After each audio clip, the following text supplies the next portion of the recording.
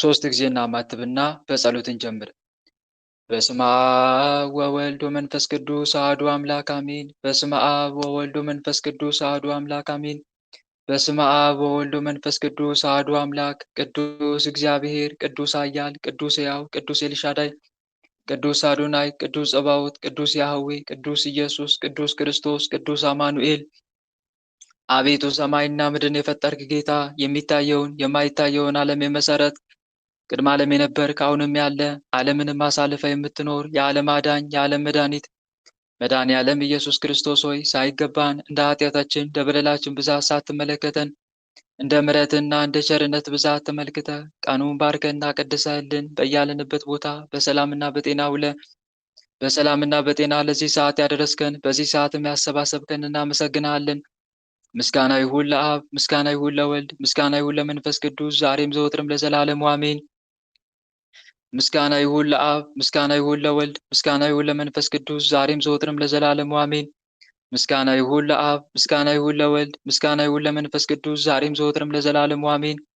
አቤቱ አምላካችንና መድኃኒታችን ፈጣሪያችን ልዑል እግዚአብሔር ሆይ እንደ ኃጢአታችን እንደ በደላችን ብዛት ሳትመለከተን እንደ ምሕረትና እንደ ቸርነት ብዛት ተመልክተ ለዚህ ያደረስከን ስለ ድንግል ማርያም ብለህ ቀሪውን ጊዜያችን እንድትባርክልን ከርኩሳን መናፍስት ከዲያብሎስ ፈተናም እንድጠብቀን ኃይለ አጋንንት እንድታርቅልን ቅዱስ መንፈስንም እንድታሳድርብን እኛ ኃጢአተኞችና በደለኞች ባሪያዎች በኃጢአታችን በበደላችን ብዛት ቅዱሱ ገናናው ስምን መጥራት ባይገባንም እንደ ምሕረትህ እንደ ቸርነት ብዛት እንዲያልን ወደ አንተ እንማጸናለን። አባታችን ሆይ በሰማያት የምትኖር ስምህ ይቀደስ፣ መንግሥትህ ትምጣ፣ ፈቃድህ በሰማይ እንደሆነች እንዲሁም በምድር ትሁን። የዕለት እንጀራችንን ስጠን ዛሬ፣ በደላችንን ይቅር በለን እኛም የበደሉንን ይቅር እንደምንል። አቤቱ ወደ ፈተና አታግባን ከክፉ ሁሉ አድነን እንጂ መንግሥት ያንተ ናትና ኃይል፣ ክብር፣ ምስጋና ለዘላለሙ አሜን።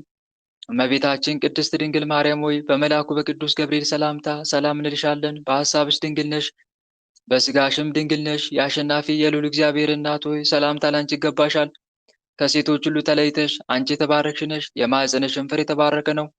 ጸጋን የተመላሽ ድንግል ሆይ ደስ ይበልሽ። ጸጋን የተመላሽ መመኪያችን ሆይ ደስ ይበልሽ። ጸጋን የተመላሽ አማላጃችን ሆይ ደስ ይበልሽ።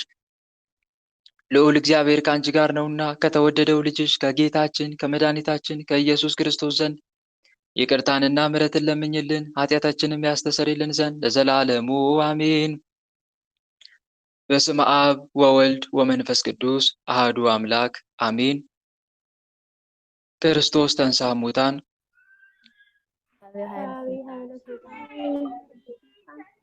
ለሰይጣን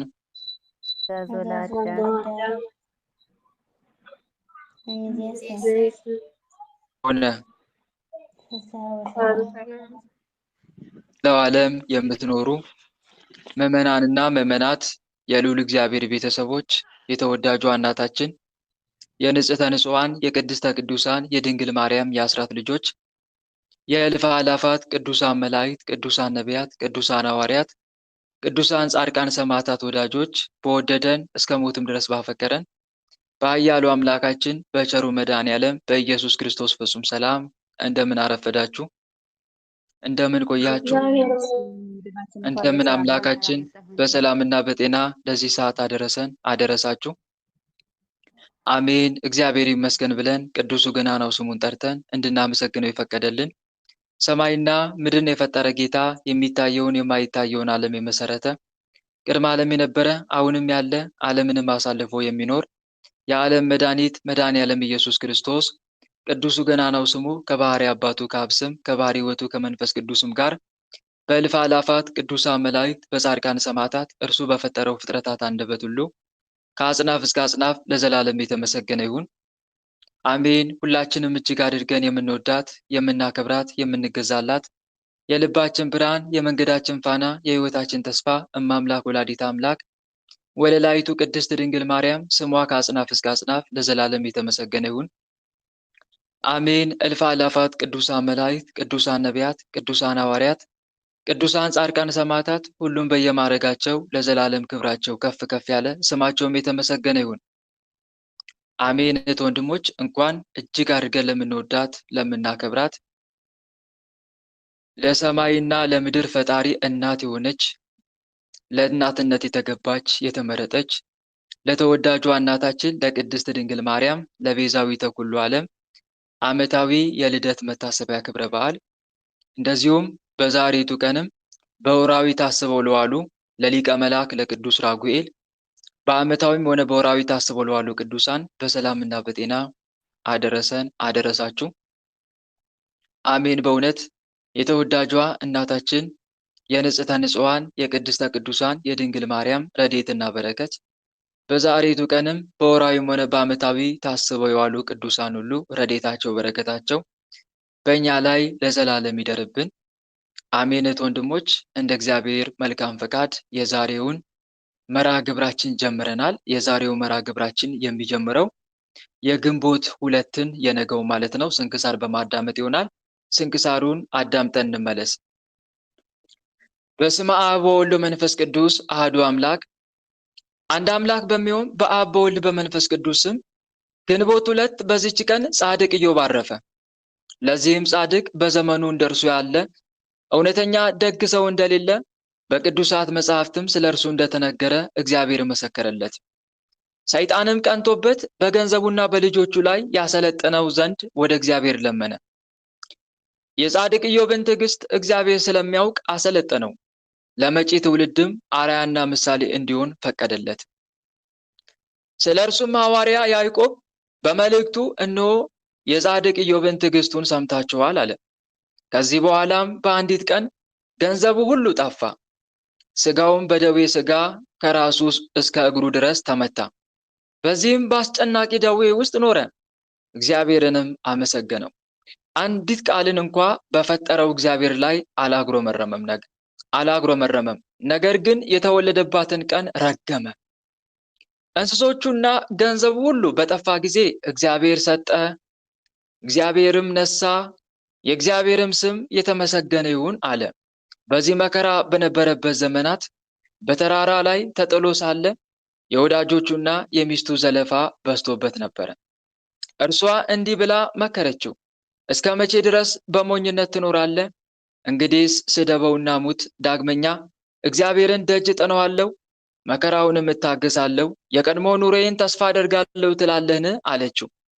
እንዲህስ እንዳትል ከዚህ ዓለም እነሆ ስም አጠራር ጠፋ። ሴቶች ልጆቼና ወንዶች ልጆቼ ሞቱ። እኔም 9 ወር ሳረግዝ ሳምጥ ስወልድ ላይረቡኝ ላይጠቅሙኝ በከንቱ ደከምኩ። አንተም በመግል ተውጠ በትል ተከበ ትኖራለህ። ሌሊቱን ሁሉ ስትዛብር ታድራለህ። እኔም እየዞርኩ እቀላውጣለሁ። ከአንዱ ሀገር ወደ አንዱ ሀገር፣ ከአንዱ ቤት ወደ አንዱ ቤት እሄዳለሁ። ከድካሜ በእኔ ላይ ከመጣው ከችግሬም አርፍ ዘንድ ከጠዋት ጀምሮ ፀሐይ እስኪገባ ድረስ እጠብቃለሁ። አሁን ግን እግዚአብሔርን የማይገባ ቃል ተናግረው ሙት አለችው። ኢዮብም ሚስቱን እየተመለከተ ሰማት። ሥርዓት እንዳልተሰራባቸው ከአሕዛብ ሴቶች እንደ አንዲቱ ተናገርሽን? ከዚህ ቀድሞ በጎውን ነገር ከእግዚአብሔር እጅ ተቀበልን፣ ከዚህ በኋላ መከራውን አንታገስምን? አላት። በዚህ ባገኘው መከራ ሁሉ ኢዮብ ጌታን የበደለው በደል የለም። ኢዮብም ወርቅ በእሳት እንዲፈተን ፈጽሞ ተፈተነ። እግዚአብሔርም በደመና ውስጥ ተነጋገረው። ከተናገረውም በኋላ ከደዌው ፈወሰው። ጥሪቱን ሁሉ ከቀድሞ እጥፍ አደረገለት። ሌሎች ልጆችንም ሴቶችና ወንዶችን ሰጠው። ኢዮብም ከደዌው ከተፈወሰ በኋላ 170 ዘመን ኖረ። የኖረውም ዘመን ሁሉ 248 ዓመት ነው። በበጎ ሽምግልናም እግዚአብሔርን አገልግሎ በሰላም አረፈ። ለእግዚአብሔር ምስጋና ይሁን። እኛንም በዚህ ጻድቅ ሰው ጸሎት ይማረን፣ በረከቱም ከእኛ ጋራ ለዘላለም ትኑር አሜን። ሰላም ለኢዮብ ዘጠበበ ሰማይ ንድቅ ወዘወይነ ትፍስት ዝቅ አክሊለ ሕይወት ነሳ ወዕድሜ መዋዕል ርውቅ በሕማም ወተጽናስ ተመኪሮ ዝንቱ ጻድቅ ከመ በእሳት ይትሜከር ወድትፈተን ወርቅ። በዚችም ቀን የመንፈሳዊ ማህበር አባት የአባ በቁሚስ ረድእ የከበረ አባት ቴዎድሮስ አረፈ። ይህም አባት በገድል የተጠመደ ትሑት፣ ቅን፣ ታዛዥ፣ በበጎ ስራም ፍጹም ነበረ። ከአባ ባቁሚስም ዘንድ ከታናሽነቱ ጀምሮ መነኮሰ። ለፈጣሪውም እንደሚታዘዝ ይታዘዘው ነበረ። ስለዚህም አባ ባቁሚስ እጅግ ወደደው። በላዩም የመንፈስ ቅዱስ ጸጋ አድራበታለችና በአንድነት ለሚኖሩ መነኮሳት ሁሉ አጽናኝና አረጋጊ ሆነ። ጥበብና እውቀት ነበረውና በዕድሜው ሕፃን ሆኖ ሳለ አባ ጳኩሚስ ገሳጭና መካሪ አድርጎ ሾመው። ከአባ ጳኩሚስም እረፍት በኋላ በአባቱ በአባ ጳኩሚስ ፈንታ አበምኔት ሆኖ ተሾመ። ይህም አባት ትሕትናው የበዛ ነው። ከዚህ ከኃላፊው ዓለም ክብር ይሸሽ ነበር። የአገልግሎቱንም በጎ ሥራ ፈጽሞ ወደ ወደደው እግዚአብሔር ሄደ። ለእግዚአብሔር ምስጋና ይሁን። እኛንም በዚህ ጻድቅ ጸሎት ይማረን፣ በረከቱም ለሁላችን ትድረሰን ለዘላለሙ አሜን። በዚችም ቀን ከአባ ኤሲ ጋራ 22 ሰዎች በሰማዕትነት ሞቱ። በረከታቸው ከእኛ ጋር ለዘላለም ትኑር አሜን። ግንቦት 2 ቀን የሚከበሩ ዓመታዊ ቅዱሳን በዓላት፣ አንደኛ ቅዱስ ኢዮብ ጻድቅ የትዕግስት አባት፣ ሁለተኛ አባ ቴዎድሮስ ሊቀ ምኔት የታላቁ ቅዱስ ጳኩሚስ ደቀ መዝሙርና የአቡነ አረጋዊ ጓደኛ፣ ሶስተኛ 22 ሰማዕታት የአባ ኤሲ ማህበር። ወር በገባ በሁለት የሚከበሩ ወራዊ ቅዱሳን በዓላት፣ አንደኛ ቅዱስ ዮሐንስ መጥምቀ መለኮት፣ ሁለተኛ ቅዱስ ታዲዮስ ሐዋርያ፣ ሶስተኛ ቅዱስ አቤል ጻድቅ፣ አራተኛ ቅዱስ አባ ጳውሊ ገዳማዊ ታላቁ፣ አምስተኛ ቅዱስ ሳዊሮስ ዘአንጾኪያ፣ ስድስተኛ አባ ሕርያቆስ ዘአገረ ብህንሳ። ወንድሞች ሆይ የመከራና የትዕግስት ምሳሌ የሆኑትን በጌታ ስም የተናገሩትን ነቢያትን ተመልከቱ። እነሆ በትዕግስት የጸኑትን ብፁዓን እንላቸዋለን። ኢዮብ እንደታገሰ ሰምታችኋል፣ ጌታም እንደፈጸመለት አይታችኋል። ጌታ እጅግ የሚምር የሚራራም ነውና። የያዕቆብ መልእክት ምዕራፍ 5 ቁጥር 10። ጌታ ሆይ ከብልጽግናቸው ብዛት የተነሳ ብዙ መባ ካገቡት ይልቅ የድሃይቱን አነስተኛ መባ እንደተቀበል ለሁል ጊዜ የሚያገለግሉ አእላፍ መላእክትን እያሳሰብን በችግራችን ጊዜ የምናቀርብልን ምስጋና ተቀበል። እናንተም ቅዱሳን ነቢያት፣ የወንጌል ሰባኪያን ሐዋርያት፣ ሰማዕታትና ጻድቃን፣ ትጉሃን መላእክት፣ ፍጹማን ደናግል እንዲሁም ደጋጎች መነኮሳት ሆይ ልጅ አዋቂ ሳይለይ የምንሰባሰብበትን ይህንን ጉባኤ ባርኩልን። ይህን መጽሐፍ ወረቀት አዘጋጅቶ ብራና ደምጦ የጻፈውና ያጻፈውም ከግዕዝ ወደ አማርኛ የተረጎመውን ቃለ ንባቡን በእርጋታ መንፈስና በተመስጦ ሕሊና ያነበበውን ያዳመጠውን በደለኛን ሁሉ የምታስምር የጌታ እናቱ በማርያም ጸሎት ኢየሱስ ክርስቶስ በአንድነት ይማረን አሜን። የሰማነውን አምላካችን ልዑል እግዚአብሔር በልቦናችን ጽላት ላይ ጻፍልን፣ በአእምሯችንም ላይ ይቅረጽልን። ቸሩ መድኃኔዓለም ከቅዱሳኑ ረድኤትና በረከትን ያሳትፈን፣ በምልጃቸውም ከኃጢአታችን ያንጻን፣ ከበደላችንም ይጠበን። የስሙ ቀዳሽ የመንግስቱን ወራሽ ለመሆን ያብቃን። ልባችንንም ለጽድቅ ሥራ ያነሳሳልን፣ ወደ ቀናውና ወደ ምሕረት ጎዳናውም ይምራን፣ ፍጻሜያችንም ያሳምርልን አሜን። ከተወዳጅ እናቱ ከእመብርሃን ከወለላይቱ ከቅድስት ድንግል ማርያም ረድኤትና በረከትን ያሳትፈን አሜን። አባታችን ሆይ በሰማያት የምትኖር ስምህ ይቀደስ፣ መንግሥትህ ትምጣ፣ ፈቃድህ በሰማይ እንደሆነች እንዲሁም በምድር ትሁን። የዕለት እንጀራችንን ስጠን ዛሬ፣ በደላችንንም ይቅር በለን እኛም የበደሉንን ይቅር እንደምንል። አቤቱ ወደ ፈተና አታግባን ከክፉ ሁሉ አድነን እንጂ መንግሥት ያንተ ናትና፣ ኃይል፣ ክብር፣ ምስጋና ለዘላለሙ አሜን። እመቤታችን ቅድስት ድንግል ማርያም ሆይ በመልአኩ በቅዱስ ገብርኤል ሰላምታ ሰላም እንልሻለን። በሐሳብሽ ድንግል ነሽ፣ በሥጋሽም ድንግል ነሽ።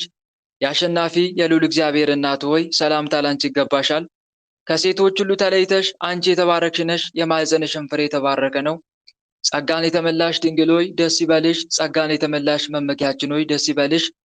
ጸጋን የተመላሽ አማላጃችን ሆይ ደስ ይበልሽ። ልዑል እግዚአብሔር ከአንቺ ጋር ነውና ከተወደደው ልጅሽ ከጌታችን ከመድኃኒታችን ከኢየሱስ ክርስቶስ ዘንድ ይቅርታንና ምሕረትን ለምኝልን ኃጢአታችንም ያስተሰርይልን ዘንድ ለዘላለሙ አሜን። እህት ወንድሞቼ የዕለቱን ስንክሳር አዳምጠን ተመልሰናል። አሁን ቀጥታ የምንሄደው ከዕለቱ ስንክሳር ምን እንደተማማርን የምንመለከት ይሆናል። እግዚአብሔር አምላክ ለሁላችንም ማስተዋሉን ያድለን፣ ምስጢሩን፣ ጥበቡን፣ ዕውቀቱን ይግለጽልን፣ ከቅዱሳኑም ረድኤትና በረከትን ያሳትፈን አሜን። እህት ወንድሞች ቅድም ስንክሳሩ ላይ እንደሰማችሁት በግንቦት 2 ቀን ታስበው ከሚውሉ ቅዱሳን መካከል ጻድቁ ኢዮብ ያረፈበት ቀን ነው። ጻድቁ ኢዮብ የትዕግስት አባት ነው። ታዲያ ይሄ ቅዱስ በዘመኑ እንደርሱ ያለ እውነተኛ ደግ ሰው እንደሌለ በቅዱሳት መጻሕፍትም ስለ እርሱ እንደተነገረ እግዚአብሔር እንደመሰከረለት ይነገራል። ሰይጣንም ቀንቶበት በገንዘቡና በልጆቹ ላይ ያሰለጥነው ዘንድ ወደ እግዚአብሔር እንደለመነ ይነገራል። መጽሐፉም ላይም ይናገራል። መጽሐፈ ኢዮብ ላይም ስትመለከቱት ሰይጣን ቀንቶ ወደ እግዚአብሔር እንደተማጸነ እግዚአብሔር ወይ እባክህን በኢዮብ ላይ አሰልጥነኝ ብሎ እንደለመነው ይናገራል። በነገራችን ላይ እንደ ወንጌል አድምታ ጻድቁ ኢዮብ የኖረው ሕገ ልቦና በነበረበት ሰዓት ነው። ሕገ ልቦና ከሕገ ኦሪት በፊት 3 ሕግጋት አሉ አይደለ? ይህን ታውቃላችሁ? ምን ምን ናቸው እስቲ? ዓለም እስከ ዛሬ ድረስ ከተፈጠረችበት ጀምሮ በ3 ሕግጋት ነው ስትመራ የነበረው እንደ ሃይማኖት ከሄድን። አንደኛው ምንድን ነው? ሕገ ልቦና። ሁለተኛውስ? ሕገ ኦሪት። ሶስተኛውስ?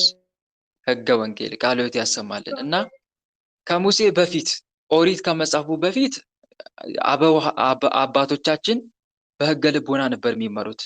እግዚአብሔር በገለጸላቸው መንገድ አንድ ፈጣሪ እንዳለ ያንን ተከትለው ያምኑ ነበረ። እና መቅድም ወንጌል አንድምታ መቅድም ላይ ስትመለከቱት እነ ቅዱስ ኢዮብን ይህንን ጻድቅ በማጠቃለል በሕገ ልቦና ሲመሩ እንደነበረ ይነገራል ማለት ነው። እና ዞሮ ዞሮ ኢዮብ በዛ ጊዜ ነበረ ታላቅ ቅዱስ እንደሆነ ይነገራል።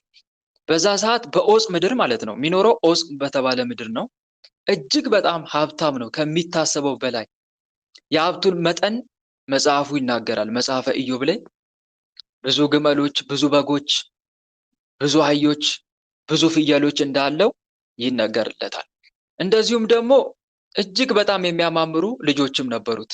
3 ሴቶች 3 ወንዶች ልጆች እንደነበሩት ይነገራል ማለት ነው። እና ኢዮብ እጅግ በጣም ሀብታም ነው። ግን ሀብታምነቱ ዝም ብሎ ብቻ ከምጽዋት እንደራቁ ሀብታም ሰዎች ሳይሆን እድሜ ልኩን እየመጸወተ የኖረ ታላቅ ቅዱስ ነው። በነገራችን ላይ ሀብት ቢሰጥ ራሱ የሚሰጠው ነግደን እንድናተርፍበት ማለትም ሰማያዊ ጸጋ እንድናገኝበት ነው። በአጭሩ እያካፈልን እንድንኖር ማለት ነው። የኢዮብም ሀብት ምንጩ ይሄ ነበረ። በነገራችን ላይ የኢዮብ ሀብቱ የበዛለት እየሰጠ ሀብቱን ነው ያከማቸው። እየሰጠ በሰጠ ቁጥር እግዚአብሔር ደግሞ የሰጠውን እጥፍ አድርጎ ይሰጠዋል። እጥፍ አድርጎ ይሰጠዋል። እግዚአብሔር አምላክ ጥቂት መልካም ነገር ስናደርግ በብዙ ማበርከት ወይም ደግሞ በብዙ በረከት መጎብኘት ልማዱ ነውና መጽሐፈ ምሳሌም የሚናገረው ይሄንን ነው። መጽሐፈ ምሳሌ ምዕራፍ 11 ቁጥር 24 ላይ ስትመለከቱ ያለውን የሚበትን አለ ይጨመርለታልም፣ ያለ ቅጥ የሚነፍክ ሰውም አለ ይደህያልም ይላል። ተመልከቱ።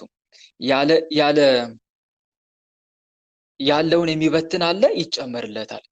እንግዲህ ምን ማለት ነው? የሚሰጥ አለ ይጨመርለታል ማለት ነው። የሚመጸውት አለ ይጨመርለታል። ስለዚህ እንደ ሃይማኖት ሕግ እንደ ሃይማኖት ማለት ነው እንደ ክርስትና ሀብት የሚበዛው ንፉግ ስትሆን አይደለም፣ ስስታም ስትሆን አይደለም፣ ስስታም ወይም ስግብግብ ስትሆን ሳይሆን እጅ ለድሆች ስትከፍት ነው ማለት ነው። ኦሪት ላይም ታዟል። ኦሪት ዘዳግም ምዕራፍ 15 ቁጥር 1 ላይ ድሆች ከምድሪቱ ላይ አያልቁምና ስለዚህ እኔ በሀገር ውስጥ ላለው ድሃ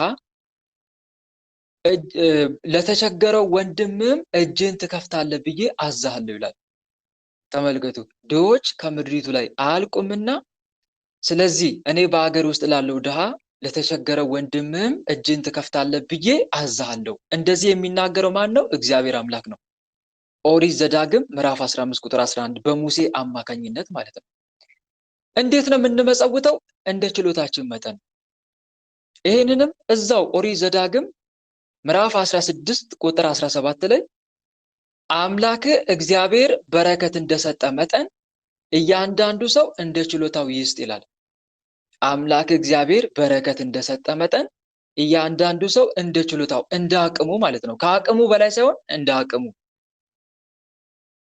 እንደ አቅሙ ማለት ነው። መጽሐፈ ጦቢት ላይ ደግሞ ምዕራፍ 4 ቁጥር 7 ላይ ከእህል ለተራበው ሰው ስጥ፣ ከልብስም ለተራቆተ ሰው ስጥ፣ የተረፈንም ለምጽዋት አድርግ ተብሎም ተጽፏል። የተረፈንም ሁሉ ለምጽዋት አድርግ። መጽሐፈ ጦቢት ምዕራፍ 4 ቁጥር 16 ላይ ማለት ነው። ስለ ምጽዋት ነው እየተናገርኩ ያለሁት። በአጭሩ የኢዮብ ሀብቱ ምን ስላደረገ ነው የበዛለት? ንገሩኝ እስቲ። ምን ስላደረገ ነው? ያለውን ለድሆች ስላካፈለ። ካለው ስላካፈለ ማለት ነው፣ ስለመጸወተ። ይሄ ነገር ደግሞ እግዚአብሔርን እንዴት ደስ እንደሚያሰኝ ቅዱስ ጳውሎስ ተናግሯል። ያለውን ማካፈል ዕብራውያን መልእክት ላይ ምዕራፍ 13 ቁጥር 16 ላይ እንደዚህ የሚል ቃል ታገኛላችሁ። ነገር ግን መልካም ማድረግም ለሌሎችም ማካፈልን አትርሱ፣ እንዲህ ያለው መስዋዕት እግዚአብሔርን ደስ ያሰኘዋልና ይላል። ነገር ግን መልካም ማድረግን ለሌሎችም ማካፈልን አትርሱ፣ እንዲህ ያለ መስዋዕት እግዚአብሔርን ደስ ያሰኘዋል። ስለዚህ ምጽዋት እግዚአብሔርን ደስ ያሰኘዋል ማለት ነው። የሚለግስ በልግስና ይስጥ፣ እግዚአብሔር በደስታ የሚሰጠውን ይወዳልና የሚል ቃልም አለ። በአጭሩ ምን ለማለት ፈልጌ ነው? የገንዘብ ሀብቱ ምንጩ ምንድነው? ስትመጸውት ነው ማለት ነው። ስትሰጥ ይሰጣል፣ ስጥ ይሰጣል ነው። ካልሰጠስ አይሰጥም። አሁን ከዓለማዊው ጋር ኮምፔር እያደረኩላችሁ ስለሆነ ነው እዚህ ጋር በደንብ እንድታስተውሉ የምፈልገው። በዓለማዊው መንገድ ምንድነው የሚባለው? ቆጥብ፣ ገንዘብን አትበትን። ስትሰጥ ወይም ዝም ብለህ ብቻ ስታወጣ ገንዘብ አይበረክትልህም፣ ወይም ደግሞ በቃ ያልቅብሃል ነው። ስስትን ነው የምታስተምረው ዓለም የምታስተምረው ስስትን ነው። ቤተክርስቲያን የምታስተምረው ደግሞ ልግስናን ነው። እውነት እኮ ነው። በነገራችን ላይ የዓለም ዋና ዋና ሀብቶችን የያዙት ሀገራት ሁለት ናቸው። እነማን ናቸው? አሜሪካና ቻይና ናቸው አይደለ? አስቡት። የዓለምን 80% እኮ ነው የሚባለው። 80% ሀብት የያዙት አሜሪካና ቻይና ናቸው ነው የሚባለው። አስቡት ይሄን ያክል። ሌላው አፍሪካ ሀገር እንዲሁም ሌላው ቦታ የሚራበው በጥቂት ሀብታሞች ነው ማለት ነው። ጥቂት ሀብታሞች ባካበቱት ነው። ሁሉም ያለውን ቢያካፍል ኖሮ እንደ አቅሙ ለሁሉም ሰው ደራሽ ቢሆን ኖሮ ተካፍሎ መብላትን ቢማር ኖሮ የዓለም ሕዝብ ማንም የሚራብ ረሃብተኛ የለም፣ አይኖርም ነበረ። ማንም ደሃ አይኖርም ነበረ ማለት ነው። ቤተክርስቲያን የምታስተምረው ይሄንን ነው። ስጥ ይሰጣል ነው። ታስታውሱ እንደሆነ ከመንፈሳዊ ፊልም ምሳሌ ላምጣላችሁና ኤፍሬም ሶርያዊ ፊልም ላይ አይታችኋል አይደል? የኤፍሬም ሶርያዊን ፊልም ያየ ሰው አለ? ቅዱስ ኤፍሬም ሶርያዊ የእመቤታችን ወዳጅ ውዳሴ ማርያምን የደረሰ አባት አላያችሁ? አይታችኋል? አላያችሁም? ንገሩኝ እንጂ ወይስ ብቻዬን እያወራው ነው? አላየውም። እኔ ወንድማችን አይቻለሁ። እኔ ግን ያው የማስታወስ ችግር ነው እንጂ። መልካም፣ ግን ልቀቁላቸው። እሺ፣ እኔ የሆነ አንድ መንፈሳዊ ፊልም ባወራው ቁጥር አድሚኖች ልቀቁላቸው፣ ያንን መንፈሳዊ ፊልም ገብተው እንዲመለከቱት ማለት ነው። ኤፍሬም ሶርያዊ መንፈሳዊ ፊልም ላይ አይታችሁ ከሆነ አንድ ሰሞን በሱ ጊዜ ረሃብ ተከስቶ ነበረ። ረሃብ ተከስቶ ግማሹ በጣም ያሳዝናሉ፣ አፈር እየጨበጡ ወደ ላይ ይበትናሉ። ረሃብ ድርቅ መጥቶ ማለት ነው። ጭንቅላታቸውን ይይዛሉ፣ ያወዛውዛሉ፣ እንደ ማማረር አይነት ነገር ይታይባቸዋል። መንፈሳዊ ፊልም ላይ ሲተመልከቱት አንድ ቦታ ጋር ደግሞ የሆነ በቃ እየበሉ አላያቸው እንካ እያለ አከፋፋዩ ያከፋፍላቸዋል ለጓደኞቹ፣ እንካ ብላ። ከዛ በኋላ አንድ ነጋዴ ነገር ይመስላል አህያ ይዟል እና ወደ ቅዱስ ኤፍሬም ሶርያዊ ወደ ነበረበት ቦታ ሄደ። ቅዱስ ኤፍሬም ሶርያዊ እያስተማረ ነበረ እና ወደ እሱ ሄደና አባታችን ረሃቡ በከተማው በጣም ጸንቷል አለ። ማይክ ዝጉ አድሚኖች ማይክ። አባታችን ረሃቡ በከተማው በጣም ጸንቷል። እስከምዘጉ ልጠብቅ? ፈጠን ብላችሁ ዝጉ እሺ። አባታችን ረሃቡ በከተማው እጅግ በጣም ጸንቷል፣ ህዝቡም እየተጎዳ እያለቀሰ ነው ብሎ ይነግራቸዋል ነጋዴው። እና ከዛ በኋላ ግማሹ ለጸሎት ሲነሳ ጸሎት ብቻ አይደለም መፍትሄው አሉ አባ ኤፍሬም ሶርያዊ። መስተካከል ያለበት ነገር አለ አሉና ወደ ከተማ መጡ። ከዛ በምግብ የሚደሰቱ ሰዎች ጋር ሄዱና በቃችሁ አሏቸው። በቃችሁ ምንድነው እያሉ ይቆጧቸው ነበረ። የሚበሉትን ምግብ እንደመያዝ ያሳዩ ነበረ። መንፈሳዊ ፊልም ተመልከቱ፣ በደንብ ይገባችኋል። አሁን የምነግረውን ታገኛላችሁ እዛ ፊልም ላይ። ከዛ ምንድነው አባታችን ምን እናድርግ? ይሄው ያለን ምግብ እቺ ናት፣ እቺ ደግሞ ለኛ ብቻ ነን፣ ለሌላው አይበቃም። አሁን ይሄንን ለድሆች እናካፍል ብንል ከኛ መቼ ተርፍና ወዲያው እናልቃለን፣ እንሞታለን ሁላችንም ሲሉ አባ ኤፍሬም ሶራዊ አንዲት ቃል ተናግሮ ነበር። እስቲ የሚነግረኝ ጎበዝ ሰው ምን ነበር ያሉት? ያላችሁትን አካፍሉ፣ ከዛም ያላችሁትን አካፍሉ። በትክክል ያላችሁ ከአንተ የሚጠበቀውን ስራ አሉት። እንትኑን ሊደሩ ማለት ነው ዋናቸው። ከአንተ የሚጠበቀውን አድርግ፣ ሌላውን ግን ለማን ተወው? ለእግዚአብሔር ተወው። በትክክል ለፈጣሪ ተወው። እሱ የፈጣሪ ስራ ነው። ያልቅብኛል አልቅብኝም፣ እሱ የፈጣሪ ስራ ነው። እሱ ለፈጣሪ ስጠው፣ ግን ከአንተ የሚጠበቅብን አድርጋለሁ። አያችሁ አይደል? እግዚአብሔር አንተን አካፍል ብሏል። ስለዚህ አንተ የእሱን ትእዛዝ ብቻ ነው መፈጸም ያለብህ። የእሱን ትእዛዝ ከፈጸምኩ በኋላ ቀሪውን ነገር ለእግዚአብሔር ተው አሉት። ይሄ ነገር ልብ ውስጥ ገባ፣ ያ ሊደሩ ማለት ነው መሪያቸው። ከዛ ሄደው አከፋፈሉት። እያከፋፈሉ ያለ የሆነ ነገር ተከሰተ። ምንድነው እስቲ ንገሩኝ? ምንድነው የተከሰተው? እንደውም ወደ ላይ በአንድ እጃቸው የተመገቡ ያመሰግኑ ነበረ። ዝናብ ጣለ፣ ቃሎት ያሰማልን። ዝናብ ይጥል ነበር። አያችሁ አይደለም? ድርቁ የመጣው ከዚህ አንጻር ነው። ንፉግነት በከተማይቱ ላይ በስቷል ማለት ነው። ስስታምነት በከተማይቱ ላይ በጣም አይሏል። እግዚአብሔር ተቆጥቷል። ስግብግብነታቸውን አይቶ ሊያስተምራቸው ነው። አያችሁ? ታዲያ በዚህ ቅዱስ ሊያደርግ የፈለገውን ነገር አደረገ። እና እህት ወንድሞች፣ ስስትነት ከኛ አይጠበቅም። ያለውን ማካፈል፣ እኛ ያለንን ካካፈልን ሌላውን ለእግዚአብሔር መተው ነው። ግን ከኛ የሚጠበቀውን ነገር ሳናደርግ እግዚአብሔር ሆይ በረከት አምጣ፣ እግዚአብሔር ሆይ ዝናብ አምጣ፣ እግዚአብሔር ሆይ እንዲያደርግልን ብንል ምን ዋጋ አለው? የሚመጣ ነገር የለም። እግዚአብሔርም የሚመልስልን እኔ ያዘዝኳችሁን ስሩና ከዛ ፈትኑኝ ነው የሚለው እግዚአብሔር አምላክ። ከዛ ፈትኑኝ፣ እንዴት በረከት እንደማመጣላችሁ ታያላችሁ። ግን ከእናንተ የሚጠበቀውን ሳታደርጉ እኔም ብትለምኑኝ እኔም አልሰማችሁም ነው። እና ይሄን አስታውሱ። ሌላው ደግሞ ከቅዱሳት መጻሕፍት ካነበብኩት ደግሞ የምነግራችሁ አንድ ነገር አለ፣ አንድ ታሪክ። ይሄ ደግሞ ምንድነው? አንድ ባህታዊ ነው። እጅግ በጣም ገድለኛ አባት ነው እና በዓቱን ዘግቶ ይጋደላል። ከዛ ለመነኮሳቱ የሆነች ለከት የምታክል ዳቤ ይሰጣቸዋል እና እሱን ለአንድ ቀን ነው የሚመገቡት። ትንሽዬ ማለት ነው። በትንሽ ልክ በጣም እንዳይጠግቡ ተደርጎ ነው የሚሰራላቸው። ከዛ በኋላ ያችን ይሰጠዋል። እንዲህ እና ለ3 ቀን የሚያውለውን 3 እንትኖች ዳቤ አለው እሱ ጋር ማለት ነው።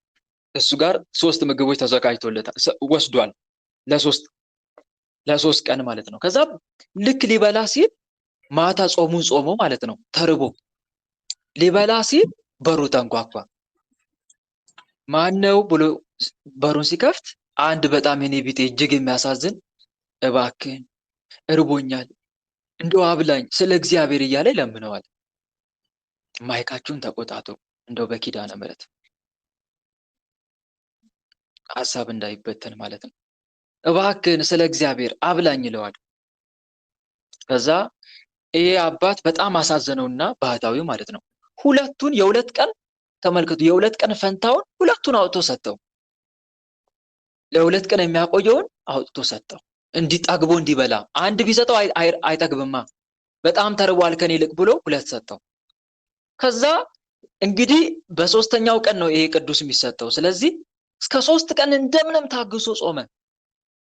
ከዛ በ3ኛ ቀን እጅግ ተርቦ ሊበላ 3ኛ የቀረችውን እንትን ሊበላ ሲቆርስ አሁንም በሩ ተንኳኳ። ማን ነው ይለዋል። እኔ ነኝ የእግዚአብሔር እንግዳ፣ በጣም ርቦኛል፣ እንደው ሞት ይሻለኛል፣ አሁንስ ከምሞት እባክህን ያለ ነገር ካለ አብላኝ አለው። ይሄም ቅዱስ አስቡት ተርቧል። አሁን እኔና እናንተ ብንሆን ምንድን ነው የምንለው? እንዴ እኔም ልሞት ነው እባክህ፣ እኔም ለራሴ ሳይኖረኝ ሰጥቼ 3 ቀን ሙሉ ቆይቼ ነፍሴ ልትወጣ ደርሳለች፣ የለኝም፣ አመሰግናለሁ፣ እግዚአብሔር ይስጥልኝ ብለን ነው የምናሳልፈው። ይሄ ቅዱስ ግን አይ ወንድሜ እየራበውማ እኔ ጠግቤ አልበላም፣ እኔ የምበላበት አንጀት የለኝም አለና ያለችውን ሶስተኛዋን አውጥቶ ሰጠው። ከዛ እጅግ ተራበ በጣም ሆዱን ጨብጦ ማደር ጀመረ። የዚህን ሰዓት ከሰማይ የሆነ ድምፅ ተሰማ። በህይወት ዘመን እንዲህ ረሃብን ስለ ወንድም ስትል ስለታገስክ እኔ ደግሞ በህይወት ዘመን ረሃብ የሚባል ነገር አላመጣም አለው። አይገርምም?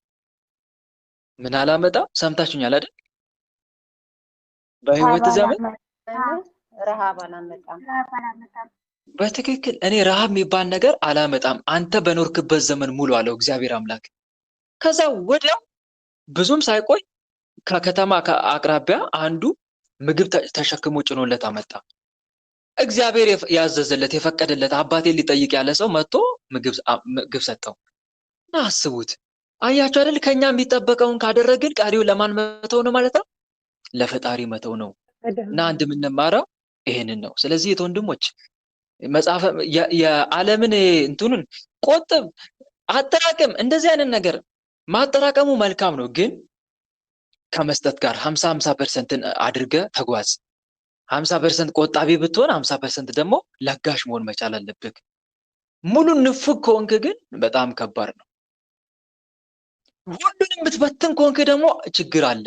ሁሉንም ይሁን መጥናችሁ ማድረግ አለባችሁ ወንድሞች። ታስታውሳላችሁ? አሁንም አንድ መንፈሳዊ ፊልም ልጠቅስላችሁ ነው። አንድ መንፈሳዊ ፊልም፣ ይሄን መንፈሳዊ ፊልም ስጠቅስላችሁ ሂዱና እዩት። ብዙ ትምህርት ትማራላችሁ። ቅዱስ ዮሐንስ ሐጺር ላይ ልውሰዳችሁ። ቅዱስ ዮሐንስ ሐጺር፣ የቅዱስ ዮሐንስ ሐጺር ፊልም ላይ ስትመለከቱ አንዲት ታላቅ ሴት ነበረች። እቺ ሴት ማናት? ባይሳ አይደለም? አስታውሳችኋት? ባይሳ ወይም ደግሞ መጽሐፉ ስንክሳሩን ማን ይላታል? አትናሲያ ይላታል። መንፈሳዊ ፊልም ላይ ባይሳ፣ ስንክሳሩ ላይ ደግሞ አትናሲያ ትባላለች።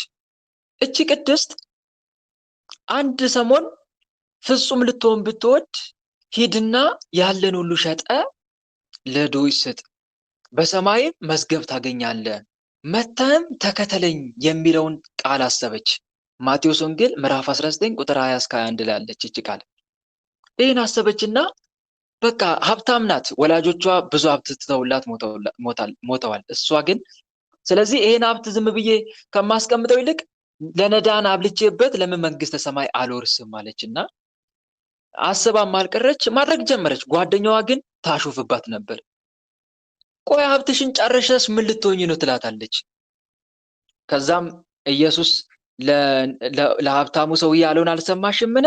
ፍጹም ልትሆን ብትወድ ሂድና ያለን ሁሉ ሸጠ ለድሆች ስጥ፣ መተም ተከተለኝ። ኢየሱስ ክርስቶስን እከተላለሁ ነው አባባሏ። እሺ እንግዲህ ታሾፍባት ነበረ ጓደኛዋ። ፊልሙ ላይ ተመልከቱት። አንቺ ድሆችን እንዳስደሰትሽ እግዚአብሔርም አንቺን ያስደስትሽ እያለች ታሾፍባት ነበረ። የሹፈት ቃል ታወራት ነበረ። ግን ባይሳ ቀጠለችበት በዛ በጎ ምግባሯ። መጨረሻ ላይ ገንዘቡ አለቀ፣ ባዶዋን ቀረች። ድሆች መጥተው ሊመገቡ ሲሉ ምንም ባዶ ሳህን ነው የሚያገኙት። በጣም ተማረረች። ይሄ ቤት ሁሌ በአሽከሮች በድሆች የተሞላ ነበር፣ በሰው የተሞላ ነበር፣ አሁን ግን ብቻዬን ቀረው ስትላት ያቺ ጓደኛዋ እንግዲህ ነግሬሽ ነበረ፣ አንቺ አጉል ጻድቅ አጫወተሽና ገንዘብሽን ጨረሽው፣ እኔ ነግሬሽ ነበረ አለቻት። እንግዲህ የራስሽ ጉዳይ ብላት የራሷን ልብሷን ይዛ ልትሄድ ስትል ወይኔ እያለች ማማረር ጀመረች። ባይሳ ስታማረር ወዲያው እቺ ጓደኛዋ መጣች። በነገራችን ላይ ክፉ መንፈስ እኮ ነው እንደሚያደርገው። ጓደኛዋ ጋር ማን አለ? ክፉ መንፈስ አለ። በሰራችው ጽድቅ ስራ እንድትጸጸት የሚያስደርጋት ክፉ መንፈስ ማለት ነው። ያ ብቻም አልበቃ ብሎት ወደ ዝሙት ዓለም እንድትገባ የሚያዘጋጃት ክፉ መንፈስ ጓደኛዋ ላይ ማለት ነው። እና ጓደኛዋ መጣች። እንደዚህማ እያለቀሽ ብቻሽን ያዘነችላት መስላ ብቻሽንማ ትችሽ የሚሄድ እኔ ሞራሉም የለኝም እና የቀድሞ ያቺ ሀብታሟ ባይሳ መመለስ አለብሽ አለቻት። እንዴት ወደ ሀብት እንዴት አለች። ቁጭት አለባት እዚህ ጋር ተመልከቱ። ያ ሀብቷምነቷን በማጣቷ በጣም ተጸጽታለች። አያችሁ አይደል? ክፉ መንፈስ ይኸው የምጽዋት ጠንቆች ሁለት ናቸው። የምጽዋት ጠንቆች እነኚህም ከመስጠት በፊት ስስትና ከሰጡ በኋላ ምን ቁጭት። መጸጸት። እነኚህ የምጽዋት ጠንቆች ናቸው። እህት ወንድሞች፣ ከመስጠታችን በፊት ልንሰስት አይገባም። ከሰጠን በኋላ ደግሞ ልንቆጭ አይገባም። ዲያብሎስ ከቻለ እንዳንመጸውት ነው የሚያደርገው። ይህን ከዚህ በፊት ነግሬያቸዋለሁ። ከቻለ በስስት ምክንያት እንዳንመጸውት ይታገናል። የሆነ ያለብንን ችግር በሙሉ በህሊናችን ያሳስበናል። አንተ ራስህ ቆመህ ትሄዳለህ እንጂ እኮ ምጽዋት የሚያስፈልግ ሰው እኮ ነው ይለናል። ምጽዋት እኮ የሚያስፈልግ ሰው ነህ፣ ቆመህ ትሄዳለህ እንጂ እኮ ምን አለህና፣ ምን አለሽ፣ ለራስሽ ልብስ እንኳን አትቀየርሽ። በቃ ያለን ችግር ይደረድርልሃል፣ አይገልጸውም፣ ይወተውታል። የዚህን ሰዓት አንተም እውነት ነው ብለህ ትተዋለህ፣ መመጽወቱ ማለት ነው። ምጽዋት ያለውን ማካፈል ሳይሆን ሲተርፍ መስጠት ብቻ እንደሆነ አድርገህ እንድታምን አይለቅም ዲያብሎስ ሲከስ ማለት ነው። ከዛ በስተመጨረሻ ትተዋለህ ማለት ነው። ወይ ደግሞ ከመጸወትክ በኋላ ለምን መጸወትክ ይላል በህሊና እየመጣ። ሳይኖረኝ ሰጥቼ መልሼ ራሴን ችግር ውስጥ ከተትኩ እስክትል ድረስ ያማርራል። ችግር በገጠመ ቁጥር ሁሉ ያን ገንዘብ ባልሰጥ ኖሮ እኮ ለዚህ ጉዳይ አውለው ነበረ እያልክ እንድታማርር ያደርጋል። አፍረህ እንጂ እንደው ቢመለስልህ መልሶ ለመቀበል ፈቃደኛ እስክትሆን ድረስ ያደርሳል። በጣም ክፉ ነው። እነኚህ በእንደዚህ አይነት መንገድ ዲያብሎስ ይፈታተናል። እግዚአብሔር በእውነት እነኚህን ሁለት መጥፎ ፈተናዎች ያርቅልን ከህይወታችን። አሜን። ለዛ ነው በነገራችን ላይ መጽሐፈ ጦቢት ምዕራፍ 4 ቁጥር 7 ላይ እንደዚህ የሚል ቃል አለ። ከገንዘብህ ምጽዋት ስጥ፣ ምጽዋትን በመጸወትክ ጊዜ በገንዘብ አትዘን ይላል። በገንዘብህ ምን አትበል? ሰምታችኋል አይደል? በገንዘብህ አትዘን፣ ከድሃውም ፊትን አትመልስ ይላል። ከድሃውም ፊትን አትመልስ፣ እግዚአብሔርም ገጸ ምሕረቱን ከአንተ አይመልስም ይላል። ገጸ ምሕረቱን፣ ገጸ በረከቱን፣ ገጸ ረድኤቱን ከአንተ አይመልስም ይላል። መጽሐፈ ጦቢት ምዕራፍ 4 ቁጥር 7 ላይ ታገኙታላችሁ። እና ዲያብሎስ በእነኚህ ነገር ነው የሚፈታተነን ልላችሁ ፈልጌ ነው። አሁን ባይሳን ከሰጠች በኋላ መጀመሪያ እንዳትመጸውት ታግሏት ነበረ። በማድሮ እንዳትመጸውት። አሁን አልተሳካለትም። እንግዲህ ጨርሽ ብሎ ገፋፋት። በቃ መጽውች ብሎ አሁን ገፋፋት። ምክንያቱም ሊከለክላት አልቻለማ። ከዛ መጨረሻ ላይ ልክ ገንዘቧ ሲያልቅ አሁን ደግሞ መጣ ጸጸት በጓደኛዋ ላይ አድሮ በጣም ቅል የሆነ ከፍተኛ ቁጭት ውስጥ አስገባት። ከዛ በኋላ ያንን የሰራችውን የበረከት ስራ የሚያጠፋ ሌላ ኃጢአት ስራ እንድትጀምር ገፋፋት። ተመልከቱ ተንኮሉ። በመጀመሪያው ባደረገችው በጎ ስራ ደግሞ ዋጋ እንዳታገኝ ሌላ ኃጢአት ስራ አስጀምራት። ይሄ ምንድነው? ዝሙት። ጓደኛዋ አይታችኋል መንፈሳዊ ፊልም ላይ እንዴት እንደምትመክራት። እንዴት ወደ ሀብት አለች ባይሳ እንዴት መመለስ ይቻላል ስትል፣ ያቺ ጓደኛዋ ደግሞ እንዴት እንደሚመለስ ለኔ ታይልኝ እሱን አለቻትና በቃ ሴተኛ ዳር ያደረገቻት። በሴተኛ መልካም ስለሆነች መልክ ውበት ስላላት ብዙ ጎልማሶች እየመጡ እሷ ጋር በዝሙት ይሴሰናሉ ወይም ያድራሉ ማለት ነው። ይሄ ነገር እሷ በሀብታምነቷ ጊዜ መነኮሳትን ገዳማትን ሁሉ ስለምትረዳ አባቶች በጣም አዘኑ። ይሄን ክፉ ስራ ሲያስቡ ሊመልሷት ሁሉ ታገሉ። መጨረሻ ላይ ያው ሳላስበው እየሰፋብኝ ነው መሰለኝ የስንክሳሩ ትምህርት አጠር ላድርገው። መንፈሳዊ ፊልም ላይ እዛ ላይ ተመልከቱት እናንተ። ዞሮ ግን በቅዱስ ዮሐንስ አፂር አማካኝነት ነፍሷ ተርፋለች። የአጋንንት ማደሪያ መጫወቻ ሆና ነበረ። ቅዱስ ዮሐንስ አፂር ነው ያዳናት፣ ንስሐ እንድትገባ አድርጓት ማለት ነው እዚህ ጋር። ስለዚህ አሁን እኔ ግን እዚህ ጋር ላነሳ የፈለግኩት ነገር ምን መሰላችሁ? አሁን ባይሳ ጋር ችግር አለ። መጀመሪያ ምጽዋት ስትመጸውት ያንን ገንዘብ የሚተካ ነገር እንኳን አላዘጋጀችም። በጎን እየሰራች በጎን ደግሞ ምን ማድረግ ነበረባት? መመጽወት። እንዲህ ነው ብልህነት ማለት። አያችሁ አይደለ? በጎን ትሰራላችሁ፣ ትሰሩና ምን ይመጣል? ያ ገንዘብ ይመጣል። ያን በዛ ነዳንን ትመጸውታላችሁ። የተራበው ማብላት፣ የተጠማው ማጠጣት። ከዛ ያ ባወጣችሁት ልክ ደግሞ በጎን ስራ እየሰራችሁ ስለሆነ ቦታው ላይ ይተካል ማለት ነው። አያችሁ አይደል? አሁን አታማሩም።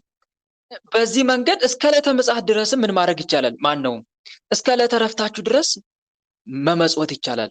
ድሆችን ሁሌ እየረዳችሁ መኖር ትችላላችሁ ማለት ነው። ይቻላል።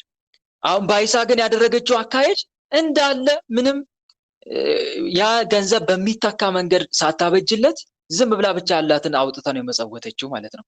በእርግጥ እንደዛ ማድረግ አይቻልም አላልኩኝም፣ ይቻላል። ግን ይሄ ደግሞ አንድ አማራጭ ሲኖር ነው። እንዴት ካላችሁ ያለኝም በሙሉ መጽውቼ አንድ ፊቱን የት ልግባ? የት መግባት ስናቅድ ወደ ገዳሙ የመልኩስ ገዳም። ትክክል። አሁን በደንብ እንደተረዳችሁ ተስፋ አደርጋለሁ። አሁን እንደዚህ ያደረጉ አሁን ቅዱሳን አባቶች አሉ። ለምሳሌ አባ እንጦንስ አሁን በጣም እጅግ ሀብታም ነበረ። ቤተሰቦቹ ሀብታም ናቸው። በአይን የማይደረስ ጋሻ መሬት ነበራቸው፣ በጣም ብዙ መሬት። ያን ሁሉ መጽውተው አንድ ፊቱን ጠቅልለው እንዳለ ለድሆች ከተውት በኋላ ከዛ እሳቸው ወደ በረሃ ገቡ። አያችሁ አይደል? በዛም አካሄድ መሄድ እንችላለን። ግን በዓለም የመኖር ፍላጎት ከሌለ ሙሉ ለሙሉ በቃ ያለንን በሙሉ በትነን ወደ ገዳም ወደ ምናኔን የምንመርጥ ከሆነ መልካም። በነገራችን ላይ ምንኩስና ከመጀመሩ በፊት ከምንኩስና በፊት የነበሩ ክርስቲያኖች ምን እንደሚያደርጉ ታውቃላችሁ? እነሱ ቤት ካላቸው ቤታቸውን ይሸጡና በተለይ ወጣቶች ከሆኑ ምን እንደሚያደርጉ ታውቃላችሁ? ሰው ቤት ነው የሚቀጠሩት። ሄደው ድሃ ይሆናሉ። ያላቸውን ይመጸውቱና በቃ ሰራተኛ ሆነው ይቀጠራሉ። መሬትም ካላቸው መሬታቸውን ይሸጡና ለድሆች ካከፋፈሉ በኋላ ሰራተኛ ሆነው ሰው ቤት ይቀጠራሉ። የት ነው የሚቀጠሩት መሰላችሁ? አህዛብ ቤት ነው። አህዛብ ይሄ ጣዖት አምላኪዎች ቤት ጋር ሄደው ይቀጠራሉ። ዓላማ ግን ስላላቸው ነው እንደዚህ የሚያደርጉት። ምን ሊያደርጉ ነው? እነኛን ሰዎች ወደ ምን ሊመልሱ? ወደ ክርስትና እምነት። ትክክል። ዓላማ አላቸው እነኛ። ከዛ ሁሉ እንዳለ መጽውተው ድሆች ይሆኑና ሰራተኛ ሆኜ መቀጠር፣ ባሪያ ሆኜ መቀጠር እፈልጋለሁ ብለው ሰው ቤት ሄደው አረማዊ ቤት ሄደው ይቀጠራሉ። ወይም ደግሞ ባሪያ ሆነው ያገለግላሉ። መቀጠር ባይችሉ እንኳን ባርነት። አንዳንዱማ ምን ያደርጋሉ መሰላቸው? እራሳቸው ለባርነት ይሸጡና የባርነት ዋጋቸውን ለነዳ ሄደው ያከፋፈላሉ። የባርነት ዋጋቸውን ለነዳ ካከፋፈሉ በኋላ በቃ ለዛ ሰውዬ እድሜ ልክ ባሪያ ሆነው ይኖራሉ። ግን እኔ በጣም ይገርመኛል ምን አይነት ስራ እንደሚሰሩ። እነኚህ ሰዎች ቀን ቀን እንደ ባሪያ ሆነው ያገለግሏቸዋል ሰዎችን። ሌሊት ግን በስግደትና በጸሎት የሚያድሩት። ሌሊት በምን? በጸሎትና በስግደት እየሰገዱ እየጸለዩ ነው የሚያድሯት። ሌሊቷን አይተኙም።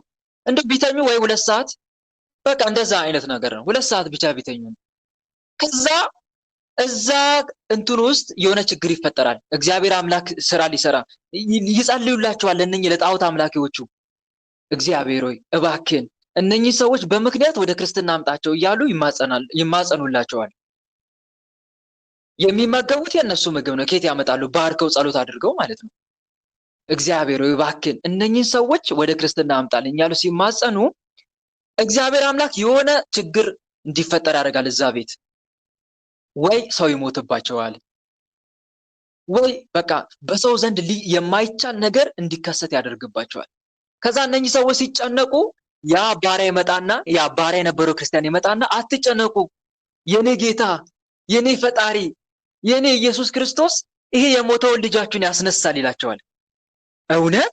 እስቲ ካስነሳ እኛ በአንተ አምላክ እናምናለን ይሉታል።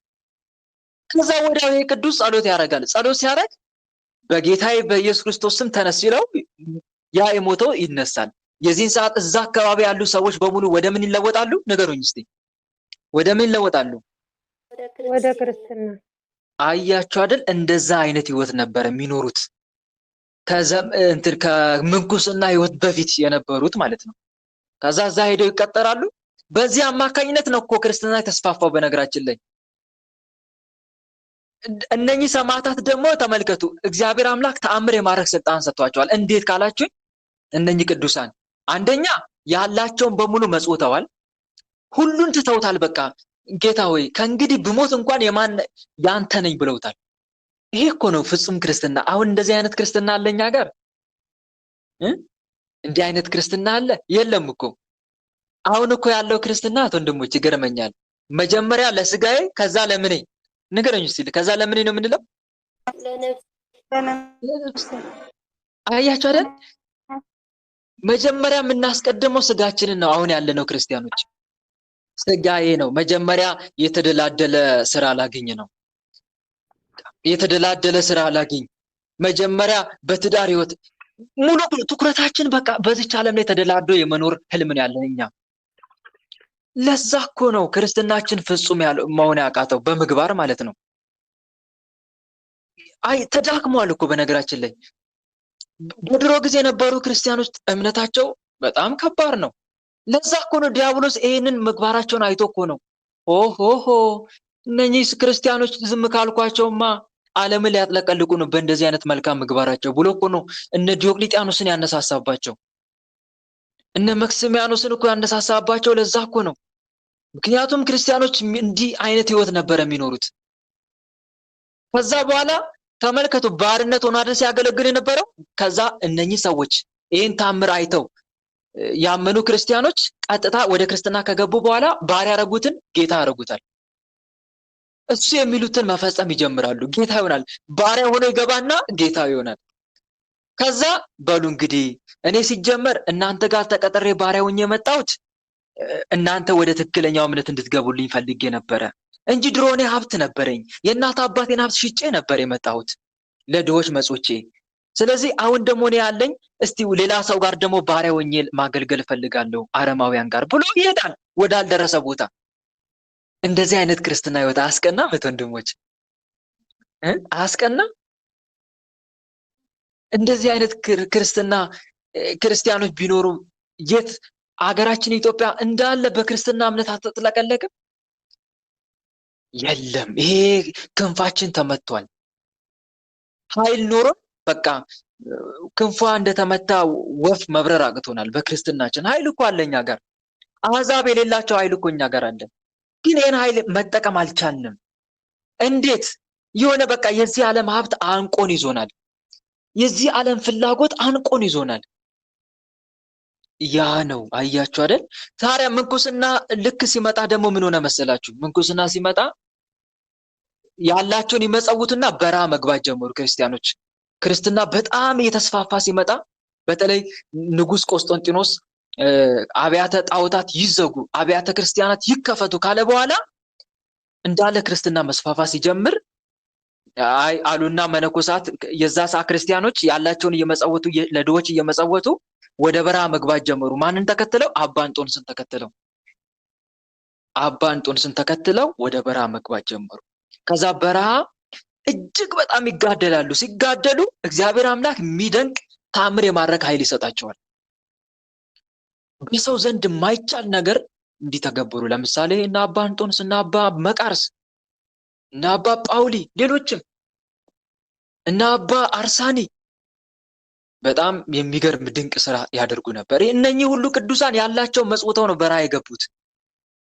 በፈቃድ ድሃ ራስን ማድረግ ማለት ነው ባጭሩ። ክርስትና ማለት የራስን በፈቃድ ድሃ አድርገህ የምትኖርበት ህይወት ነው እና አንድ ነው።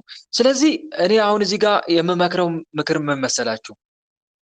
በዓለም ነው የምኖረው ካልክ በፈለግከው መንገድ መጓዝ ትችላለህ።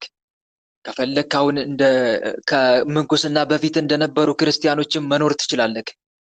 ወይም ደግሞ የምመጸውተውን እንዳላጣ ወይም ደግሞ በከተማ ውስጥ እየኖርኩኝ እንዴት ምጽዋትንና ሀብትን አቻችዬ እኖራለሁ ካልክ ደግሞ ቅድም እንደነገርኩት ምን እያደረግን እንመጸውታለን፣ የመጸወትነውን ደግሞ እንሰራለን። ሚተካ የመጸወትበትን ገንዘብ ሚተካ ስራ እንሰራለን ማለት ነው። ከዛ ሲተካ እያወጣ ትመጸውታለህ። ለራስህ ለልብስ የዓመት ልብስን ከቻልክ የዕለት ጉርስን ከቻልክ ምን ያደርግልሃል? ሌላውን ትተኸው ትሄዳለህ እኮ። ለራሱ ገንዘብ የሚያከማች በእግዚአብሔር ዘንድ ባለጠጋ የሆነ እንዲህ ነው ይላል እኮ መጽሐፍ ሉቃስ ወንጌል ምዕራፍ 12 ቁጥር 1። የሰው ህይወት በገንዘቡ ብዛት አይደለምና ተጠንቀቁ፣ ከመጎምጀትም ሁሉ ተጠበቁ ይላል። ስለዚህ ምንም አያደርግልህም ለአንተ። ብትበላ አንዲት ዳቦ ወይ አንዲት እንጀራ ነው የምትመገበው። ከዛ በኋላ ምን ያደርግልሃል? ትተኸው ትሄዳለህ። አጋንንት እንደ ውሾች ደጅ ጠነዋል ይላል። አጋንንት እንደ ውሾች ደጅ ጠነዋል፣ ሁሉንም ያስረሱዋል። ብትነሳም ትሰጥ ዘንድ ብትወድም የሚሰበስቡለትን ሰው አያውቁትም እንጂ ያደልባሉ ብሏልና የማይጠቅምን ገንዘብ ታደልብ ዘንድ የዚህ ዓለም ገንዘብ ያስጎምጃል ይላል። እንዲህ ስታደርግ ግን የሆነ ፈተና ይገጥማል። የሆነ ፈተና ይገጥማቸዋል። ድንገት ዲያብሎስ እንደዚህ ያደረጋችሁ ስትመጸውቱ አንድ ቀን ምን ይላችኋል መሰላችሁ? በሊናችሁ እያንሾካሾከ እንዴ ምንድነው? ቆይ አንቺ ትሰራለሽ፣ ለነዳይ ነው እንዳለ የምትመጸውችው። ትሰራለህ፣ ትተካለህ፣ ግን ትመጸውታለህ። እንዴ በኋላ ልጆች በምን ሊተዳደሩን ይላል። በኋላ ብትታመምስ ነገ ማን ይጠይቃል ይላል። ቆጥብ እንጂ አስቀምጥ እንጂ ይልሃል። ይሄን ደግሞ አንድ ታሪክ ካነበብኩት ልንገራችሁ። አንድ ሰውዬ ነበረ እና ምን ያደርጋል መሰላችሁ? የሆነ እርሻ ነገር አለው። ከዛ ያንን ይሰራል። በቃ አሁን ልክ እንደነገርኳችሁ እየተካ ምን ያደርጋል? ይመጸውታል። የመጸወተውን ደግሞ የሚያገኝበትን ስራ ይሰራል። ከዛውንም ይመጸውታል። እንዲህ ያደረገ ሲኖር አንድ ቀን ዲያብሎስ መጣና በህሊናው ማለት ነው፣ አሁን ደግሞ ይሄ ምን አይነት ይሄን ሁሉ እየመጸወትክ ነገ ብትታመም ማን ነው ዞር ብሎ የሚጠይቅ ይለዋል። ማንም ይጠይቅ፣ ለነገ ሴፍ አድርግ እንጂ ቆጥብ እንጂ እያለ ይመክረዋል። ይሄ ነገር እውነት ነው እኮ ነገ አሁን ድንገት ብታመም ማንም ይጠይቀኝ ብሎ ማሰብ ጀመረ። ነገ ልጆች ወልዳለሁ እንዴት አርጌ ነው ማስተዳደረው እያለ ሲያስብ፣ ከዛ አስቦም አልቀረም በቃ ሴፍ ማድረግ ጀመረ፣ መቆጠብ ጀመረ። ከዛ ከባድ የሆነ ምን ቢመጣበት ጥሩ ነው? የእግር ህመም። እግሩ ታመመ። እንደ ድሮ መስራት አልቻለም። የአልጋ ቁራኛ ሆኖ ቁጭ ተኝቶ በቃ መዋል ማደር ጀመረ። ከዛ እዚህ ጋር ነው በጣም የሚገርማችሁ፣ ያቺ የቆጠባትን ገንዘብ ለሐኪሞች ማከፋፈል ጀመረ። ኑ እስቲ እግሬን ይውልኝ እያለ ማለት ነው። ከዛ እግሩን ይመለከታል። ይሄን አንችለውም ይሉታል። ይሄንማ አንችለውም፣ እንዲህ አይነት ህመም ከባድ ነው፣ እኛ አንችልም ይሉታል። አሁንም ደግሞ ሄድና አለ የተባለ ባለ ሐኪም ይጠራና ገንዘቡን ሰጥቶት ና አክመኝ ይለዋል። ያ ይመለከተውና የቻለውን ያደርግና ይሄን አልችልም ይላል። በቃ ሁሉም አልችልም እያሉ ግን ገንዘቡን እንዳለ ጨረሱበት። ከዛ የመጨረሻ አንድ ሐኪም አለ የተባለ ሐኪም ጠራ እሱን። ከዛ እስቲ እባክህ ቢያንስ አንተ እንኳን እግሬን ተመልከትልኝ አለው። እግሩ ሲመለከት አይ አዝናለሁ ወንድም ያለው። ምንድን ነው አለው። በጣም ነው ማዝነው፣ እግሩን እንዲከተውኩት በጣም ከባድ ነው፣ የግድ እግር መቆረጥ አለበት አለ። አስባችሁታል? የግድ እግር መቆረጥ አለበት። ይሄ እግር ካልተቆረጠ እንዳለ ሌላኛውም እግር ይበከላል፣ ወደ ሰውነት ይሰራጫል አለው። በጣም አለቀሰ። ወይኔ ብሎ ተጸጸተ። ምንድነው እየሆነ ያለው ነገር አለ፣ ግራ ገባው። ከዛ በኋላ እንግዲህ በቃ ነገ ትቆርጠኛለህ አለው። በቃ ቃል ተግባቡ። በቃ ነገ በጠዋት መጥቼ እግርን ቆርጣለሁ አለው። ከዛ በቃ ያ ቅዱስ ግን ማታ በተኛበት አቤቱ መድኃኔዓለም አባቴ ድሮ ያደረግኩትን በጎ ስራ ለምን አላሰብክልኝም አለው። ለምን አላሰብክኝም? ያኔ እኮ እንደዚህ ያደረግኩት በጎ ስራ ጌታዊ በአንተ ፊት ተዘነጋን አለ። የእግዚአብሔር መልአክ ወዲያው መጣና አንተ ሰው መጀመሪያ ለስጋ ምንም አታስብም ነበር አለው። ትሰራለህ፣ የሰራውን ደግሞ ድሆችን በመመገብ ነው የምታሳልፈው። ለስጋ ምንም አትጨነቅም፣ ራስን በእግዚአብሔር ጥለህ ነበር የምትኖረው። በዚህ ነገር ደግሞ እግዚአብሔር እንዴት እንደተደሰተብህ አለው። በዚህ ተግባር እግዚአብሔር አምላክ እንዴት እንደተደሰተብህ። ይሄ ነገር በፈጣሪ ፊት ሞገስ አስገኝቶልህ ነበር። እግዚአብሔርም ከህመም ሁሉ ይጠብቅህ ነበረ። በጭራሽ እንዳትቸገር አድርጎ የሚጠብቅህ ነበረ። አሁን ግን ምን ዋጋ አለው? የድሮ በስሙ እየጠራው የድሮ እገሌና ያሁን እገሌ አንድ አይደሉም። እግዚአብሔር አምላክ የድሮ እገሌ ከጠፋበት ዘመንና ጊዜ ቆይቶበታል። ዘመን አልፎበታል። ስለዚህ ያንን ፍለጋ ነው እግዚአብሔር አምላክ እየፈለገው ነው። ስለዚህ አንተነ ወደ ድሮ ተመለስ ማንነት እሱን አስበው ሲለው በጣም ተጸጸተ። እኔ በድያለሁ አለ። በቃ እኔ በድያለሁ፣ ቀኑንም አጣምሜያለሁ። ልክ እንደ ኢዮብ የሚገባኝን ብድራት አልተቀበልኩም። ነፍሴን ወደ ጉድጓድ እንዳትወርድ አድነሃታል። ሕይወቴን ብርሃንን ታያለች። አባቴ ሆይ እባክህን ይቅር በለኝ እያለ ሲማጸን አሁን ከእንግዲህ ከዚህ በሽታዬ ከፈወስከኝ በቃ ከእንግዲህ እኔ ለስጋ አላስብም፣ ወደ ቀደመው ተግባር እመለሳለሁ ሲል ይሄን በሚልበት ሰዓት እግሩ ተሻለው። ጠዋት ሲነሳ ኖርማል ነው እግሩ፣ ምንም ህመም የሚባል ነገር የለም፣ እንኳን ሊቆረጥ ይቅርና። ከዛ አካፋውን እንትኑን መቆፈሪያውን ሁሉ ሰብስቦ ያዘና ወደ እርሻው በኩል ሄዶ መቆፈር ጀመረ። ጠዋት ቆራጩ መጣ። እንዴ ሰውየው የት ሄደ ማለት ጀመረ። ሰውየው የት ሄደ እንዴ? ተኝቶ አልነበረም እንዴ? ወይ ጉድ! ይገርማል ዶክተር፣ ሰውየው እኮ ጠዋት ማታ ሌሊት እያለቀሰ አደረ። ይኸው ጠዋት ተሽሎት መቆፈሪያውን አምጡልኛልና እየቆፈረ ነው አለ። ከዛ ወደ እርሻው ሲሄድ እየቆፈረ ነው። የሚገርም አለና እግዚአብሔር አምላክን አመሰገነ። እንደዚህ አይነት መዳን የምትሰጥ አምላክ ወይ በእውነት ስም የተመሰገነ ይሆናልና ሐኪሙ ራሱ እግዚአብሔርን አመሰገነ። አያችሁ አይደል ወንድሞች? ፍጹም ልትሆን ብትወድ ማለት ምን ማለት እንደሆነ አያችሁ? ትሰራለህ፣ ትመጸውታለህ። እንደ እንግዳ መኖር ማለት በዚች ምድር ላይ እንደዛ ነው። እንደ እንግዳ ታዲያ ዲያብሎስ ይመጣና ስለ ነገው እንድታስብ ያደርጋል። ነገ ለራሱ ይጨነቃልና ለነገ አትጨነቁ፣ ለቀኑ ክፋቱ ይበቃዋል የሚለውን ቃል አያሳስብም። ማቴዎስ ወንጌል ምዕራፍ 6 ቁጥር 34 ላይ ነገ ለራሱ ይጨነቃልና ለነገ አትጨነቁ፣ ለቀኑ ክፋቱ ይበቃዋል። ስለዚህ ይመጣና ስለ ትዳር ያሳስብሃል፣ ስለ ልጆች ነገ እኮ እንደምትሞት አያስታውስም። ዛሬ ደህና ሆነ የምትታይ አንተ ግን ነገ የምትሞት ሰው ነው ይላል እኮ በነገራችን ላይ መጽሐፈ መቃብያን ቀዳማዊ ምዕራፍ 33 ቁጥር 7 ላይ ዛሬ ደህና ሆነ የምትታይ አንተ ግን ነገ የምትሞት ሰው ነው ይላል። የኛ ዘመን ምንድን ነው ይላል?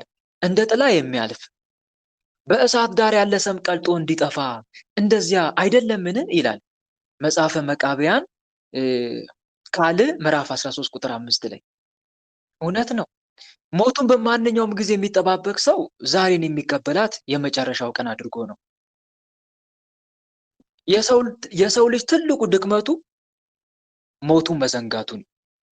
የሰው ልጅ ትልቁ ድክመቱ እንደሰራው ኃጢአት እንደሰራው ጽድቅም ሆነ ኃጢአት ፍዳውን ወይንም ጽድቁን ይቀበል ዘንድ እንደሚነሳ እንጂ ሞቶ እንደማይቀር አለማስተዋሉ ነው። እንደሰራው ስራ ፍዳን ይሰጥ ዘንድ ያስነሳል እንጂ ትቢያ ሆነ ትቀር ዘንድ ማን ይተዋል ይላል። እህት ወንድሞች፣ ህይወትን ነገ እንደምትሞቱ አድርጋችሁ ኑሯት። ህይወትን ነገ እንደምትሞቱ አድርጋችሁ ኑሯት። ትምህርትን ግን ዘላለም እንደምትኖሩ ሆናችሁ ተማሯት የሚባል አባባል አለ። እውነት እኮ ነው። ህይወትን ነገ እንደምትሞት አስበ ኑራት። ትምህርትን ግን ዘላለም እንደምትኖር እያሰብክ ተማር ይላል። እውነት ነው። እና እህት ወንድሞች ይሄንን ማሰብ አለብን። ስለዚህ ይሄ በዚህ መንገድም መጓዝ እንችላለን ማለት ነው። ስለዚህ ጉልበት የተሰጠም ለምንድን ነው ከተባልክ ትሰራለህ፣ ሰርተ ደግሞ የመጸወት እንድትኖር ማለት ነው። በእንደዚህ የቅዱሳን ህይወት ባጭሩ በዚህ መልኩ ነው ማለት ነው። ስለዚህ ቅድም እንዳልኳችሁ በከተማ የምትኖር ከሆንክ ትሰራለህ። ለራስ እኮ እያሰብክ አይደለም እኮ የምትኖረው፣ ትሰራለህ። ያ ገንዘብ ደግሞ የሚተካበትን ገንዘብ እያዘጋጀ ስራ እየሰራክ ፈጥረ ስራን ደግሞ ትመጸውታለህ በምታገኘው ከስራ በምታገኘው ትርፍ ማለት ነው። ክርስትና ይሄ ነው። ክርስትና ህይወት ባጭሩ ወንድሞቼ ይሄ ነው። አንድ የምንማረው ትምህርት ይሄንን ነው ማለት ነው። ወይም ደግሞ አይ እኔ እዚህ ዓለም ላይ እየሰራው መኖር አልፈልግም፣ አንድ ፊቱን እኔ በአት ዘግቼ በቃ ጽኑ በሆነ ጾም ጸሎት ስግደት እየተጋደልኩ ያለኝም በሙሉ መጾቼ ገዳም መግባት ነው የምፈልገው ካልክም ትችላለህ፣ መብት ነው። ግን እግዚአብሔርን ጠይቅ። እግዚአብሔር ለአንተ ያዘጋጀልህ ምን እንደሆነ ጠይቅ። ወደ ገዳም ከመሄድ በፊት ስለማይታወቅ ምናልባት እሱ በዓለም እንድትኖር ፈቃዱ ሊሆን ይችላል። ስለዚህ ይህንን ልናስብ ይገባል ማለት ነው። ከዛ በኋላ ከፈለክ ያለህን በሙሉ መጽወተ እንደ አባ እንጦንስ ወደ በዓት ወደ ገዳም መግባት ትችላለህ። ይሄ መልካም ነው እና ግን ጥንቃቄ ልናደርግ ይገባል ለማለት ፈልጌ ነው። እስቲ ባጭሩ ኢዮብ ህይወቱ እንደዛ ነው ልላችሁ ፈልጌ ነው። ኢዮብ ሀብቱ የተጨመረለት እንደ ሌሎቹ ቀምቶ አጭበርብሮ ጉቦ ተቀብሎ የተለያየ ነገር ሰርቶ አይደለም። እየመጸወተ ነው የበዛለት ገንዘቡ። ያለውን የሚበትን አለ ይጨመርለታል፣ ያለ ቅጥ የሚናፍሰው አለ ይደህያል እንደተባለው ያለውን ስለመጸወተ ነው እግዚአብሔር አምላክ ሀብቱን የጨመረለት። ስለዚህ ሀብታም መሆን ትፈልጋለሽ እህቴ? ያለሽን መጽውቺ። ሀብታም መሆን ትፈልጋለህ? መጽሐፍ እንደሚል ያለን መጽወት ይጨመርልሃል ይላልና እና ግን ጠይቀው እግዚአብሔር አምላክን፣ ጌታ ሆይ በለው እባክህ አምላኬ ለድሆች የምመጸውተውን ገንዘብ አታሳጣኝ በሉ። የተራበውን ማበላበት የተጠማውን ማጠጣበት ገንዘብ አታሳጣኝ እባክህን አምላኬ። እንደዚህ ብላችሁ ተማጸኑት። ከዛ መቼም ቢሆን አያሳጣችሁም እግዚአብሔር አምላክ። የምትመጸውቱበትን የምትረዱበትን የተቸገረው የምትረዱበትን ገንዘብ አያሳጣችሁም። እንደዛ ብላችሁ ጠይቁ። ይሄንን በማስመልከት ራሱ እኮ ሱባኤ መግባት ይቻላል አይቻልም እንዴ? ይቻላል አይቻልም? ንገሩኝ እስቲ። ይቻላል አይደለም? ይቻላል። በደንብ ነው የሚቻለው። ጌታ ወይ የምመጸውትበትን ገንዘብ እንዳያሳጣኝ እግዚአብሔር አምላክ እስቲ ልማጸነው ብላ እኮ ሱባኤ ገብተህ መጠየቅ ትችላለህ። እና በዚህ መንገድ መጓዝ አለብን ማለት ነው። ከዛ እስቲ ወደ ኢዮብ ታሪክ ደግሞ ልምጣላችሁ። እንግዲህ ይሄን ሁሉ ያነሳውላችሁ ስለ ኢዮብ በምጽዋት ህይወት እንደኖረ ለማሳሰብ ያክል ነው። ታዲያ ኢዮብ በእንደዚህ አይነት ህይወት ሲኖር ሰይጣን ቀና፣ ናደደ አለ። ዓለምን በሙሉ እኮ እንዳለ በኃጢአት ዓለም ውስጥ አስጥሟታል። በዛ ጊዜ ዲያብሎስ ዓለምን በሙሉ እንዳለ በኃጢአት ዓለም አስጥሟታል። ግን አንድ ጻድቅ ብቻ ተገኘ። ማን? ኢዮብ። ሰይጣን ተመልከቱ፣ ለመክሰስ እኮ በእግዚአብሔር ፊት ይቆማል። አይገርምም? ቅዱሳን መላእክት ለእኛ ለመጸለይ ነው አይደል በእግዚአብሔር ፊት የሚቆሙት። ሰይጣን ደግሞ እኛ ለማጣላት ከእግዚአብሔር ጋር በእግዚአብሔር ፊት ይቆማል። ከዛ በእግዚአብሔር ፊት ቆመ። ቅዱሳን መላእክት በእግዚአብሔር ፊት ሲቆሙ እሱም ቆመ። ሰይጣን ምን ልታረግ መጣ አለው እግዚአብሔር አምላክ። ምድርን ሁሉ ዞርኳት አለ። ምድርን ሁሉ ዞርኳት፣ እናም ሁሉም በእጄ ናቸው። ሁሉም የኔን ፈቃድ እየፈጸሙ ነው የሚገኙት ማለት እኮ ነው። ሁሉም የኔን ፈቃድ እየተገበሩልኝ ነው። ግማሹ ይዘሙታል፣ ግማሹ ይሰርቃል፣ ግማሹ ያመነዝራል፣ ግማሹ ይገድላል። በቃ የኔን ፈቃድ ነው እየፈጸሙ ያሉት። ምን አለፋክ አንተ የዘራው ዘር በሙሉ ምን ብሏል ማለት ነው? ጠፍቷል። እንደዛ ማለት እኮ ነው ዲያብሎስ ምድርን ሁሉ ዞርኩ ማለቱ ሲተረጎም። ዞርኳት፣ የኔ ናቸው እንዳለ የኔን ፈቃድ እየፈጸሙ ነው። የኔ የምትለው ሰው የለክም ማለቱ ነው ለእግዚአብሔር። የኔ የምትለው ማን አለክና በቃ አጥፋቸው ነው ዓለምን። ዓለም እኮ ኃጢአተኛ ከሆነ ዲያብሎስ አጥፋው ነው በቃ። ይሄን ዓለም አጥፋው። ግማሹ ጣዖት እያመለከ ነው፣ አንተም ያቅክ የለም። የኔ ናቸው፣ እኔ አጥፋቸውና ነፍሳቸውን ይዤ ሲኦል ውረድ እኮ ነው። ስጋቸውን በመቃብር ልቆራኝ፣ ነፍሳቸውን ደግሞ በሲኦል ባሪያ አድርጌ ልግዛቸው። የኔ ናቸው በቃ ማለቱ ነው። ተውልኝ ማለቱ ነው ይችን ዓለም። ከዛ እግዚአብሔር አምላክ ምን አለ? ባሪያዬ ኢዮብን ተመለከትከውን አለ። እንደርሱ ፍጹምና ጽድቅ እኔን የሚፈራ ማንም የለም ማለት። ወይኔ በዚህ ነገር አልተመሰጣችሁም ወንድሞች? እግዚአብሔር እንዲህ ሲደሰት ኢዮብ የሚባል እኮ ሰው አለኝ ሲል እስቲ የእናንተን ስም ጠርቶ እግዚአብሔር አምላክ እንደዚህ የሚባል እኮ ምድር ላይ አንድ ወዳጅ አለኝ ብሎ ሲደሰትባችሁ አስደስትም? አያስቀናም? አያስቀናም? ወንድሞች ንገሩኝ እስቲ እንዴት ያስቀናል? አንድ ሰው እኮ አለኝ ሲላችሁ በቃ ሰይጣን በቃ ዓለምን ቀጠቀጥኩት ገዛው ሲል እግዚአብሔር ኢዮብስ ሲለው አስቡት ምን ያክል ኢዮብ በእግዚአብሔር ፊት የከበረ እንደሆነ እወቁት። ኖህም በነገራችን ላይ ልክ እንደዚሁ ምሳሌ ነው። ኢዮብ የሚባል እኮ ወዳጅ አለኝ፣ የኔ ወዳጅ፣ ያልኩትን ሁሉ የሚፈጽም እድሜ ዘመኑን እየመጸወተ የኖረ ታላቅ አባት ኢዮብ እኮ አለኝ ልጅ። ከዛ ሰይጣን ከሰሰ። ተመልከቱ ደግሞ ሀብት እንዳለ አልሰጠከውም አላበዛለትም ማለት ጀመረ። ተመልከቱ ያጣላል። አያችሁ፣ ይከሳል አይገልጸውም። ይሄ ሁሉ ሰጥተው የለ እንዴ? ወዳጅ ለወዳጅ እኮ ወዳጅ መሆን አሁን እኮ ለአንድ ሰው መልካም ብታደርግለት ያ ሰው እንደሚወድ ግልጽ ነው። ስለዚህ ለኢዮብም እኮ ሀብት ሰጥተዋል እንዴ? ስንት ምን የመሳሰሉ የሚያማምሩ ሴቶችና ወንዶች አልሰጠከው? ሀብት አልሰጠከው? ንብረቱ ይቆጠራል በምድር ላይ እያለ ማጣላት ጀመረ። ያጣላል እኮ። እስቲ ተመልከቱ ዮሐንስ ራእይ ላይ እኮ ሰይጣን እንደሚያጣላ ተጽፏል። ዮሐንስ ራእይ ምዕራፍ 12 ቁጥር 10 እስከ 12 ላይ ታላቅን ድምፅ በሰማይ ሰማሁ ይላል እንዲህ ሲል አሁን የአምላካችን መንግስት የክርስቶስም ስልጣን ሆነ ቀንና ሌሊትም በአምላካችን ፊት የሚከሳቸው ይላል። ተመልከቱ፣ በአምላካችን ፊት የሚከሳቸው የወንድሞቻችን ከሳሽ ተጥሏል። እነርሱም ከበጉ ደም የተነሳ ከምስክራቸውም ቃል የተነሳ ድል ነሱት፣ ነፍሳቸውንም እስከ ሞት ድረስ አልወደዱም ይላል። እና ያጣላል፣ ያካስሳል እላችሁ ፈልጌ ነው። ብዙ ቦታ ማስረጃ ላምጣ ብል ብዙ ማስረጃ ማምጣት ይችላል። ሰይጣን እንደሚያካስስ እንደሚያጣላ ማለት ነው። የሚያጣላው ግን ኃጢአትን ምክንያት እያደረገ ነው። እና ይሄንን ልናስብ ይገባል። ስለዚህ ተመልከቱ ኢዮብ የሚባል አለ ይችላል። ይሄ ሁሉ ሀብት ሰጥተው አለ። እስቲ ያለውን ንጠቀው፣ ያለውን ውሰድበት፣ ይሰርባል አለው። ከዛ እግዚአብሔር አምላክ የኢዮብን ትዕግስቱን ስለሚያውቅ ኢዮብ ይሄን ፈተና መቋቋም እንደሚችል አስቀድሞ ስለሚያውቅ አንድም ለሌሎች ምሳሌ ይሆን ዘንድ ይከብር ዘንድ ኢዮብ እንዲፈተን እግዚአብሔር አምላክ ለሰይጣን ፈቀደለት። ፈቅጄልሃለሁ አለው። በቃ ፈትነው አለው። እንደሚያጸናው ግን እርግጠኛ ስለሆነ ነው እግዚአብሔር አምላክ ማለት ነው። በነገራችን ላይ ከአቅማችን በላይ እኮ አንፈተንም ወንድሞች። አንድ ነገር ልንገራችሁ፣ ከአቅም በላይ እንድንፈተን እግዚአብሔር በጭራሽ አይፈቅድም። አንደኛ ቆሮንቶስ ምዕራፍ 10 ቁጥር 13 ላይ እንደዚህ ይላል፣ ለሰው ሁሉ ከሚሆነው በቀር ምንም ፈተና አልደረሰባችሁም ይላል። ነገር ግን ከሚቻላችሁ መጠን ይልቅ ትፈተኑ ዘንድ እግዚአብሔር የማይፈቅድ የታመነ ነው። ትታገሱም ዘንድ እንድትችሉ ከፈተናው ጋር መውጫን ደግሞ አዘጋጅላችኋል ይላል። ብንፈተን ራሱ ፈተናውን የምናልፍበት መውጫ ቀዳዳ አዘጋጅቶልን ነው የምንፈተነው። እና ወንድሞች ያለ አቅማችን አይፈተነንም እግዚአብሔር፣ እንድንፈተን አይፈቅድም።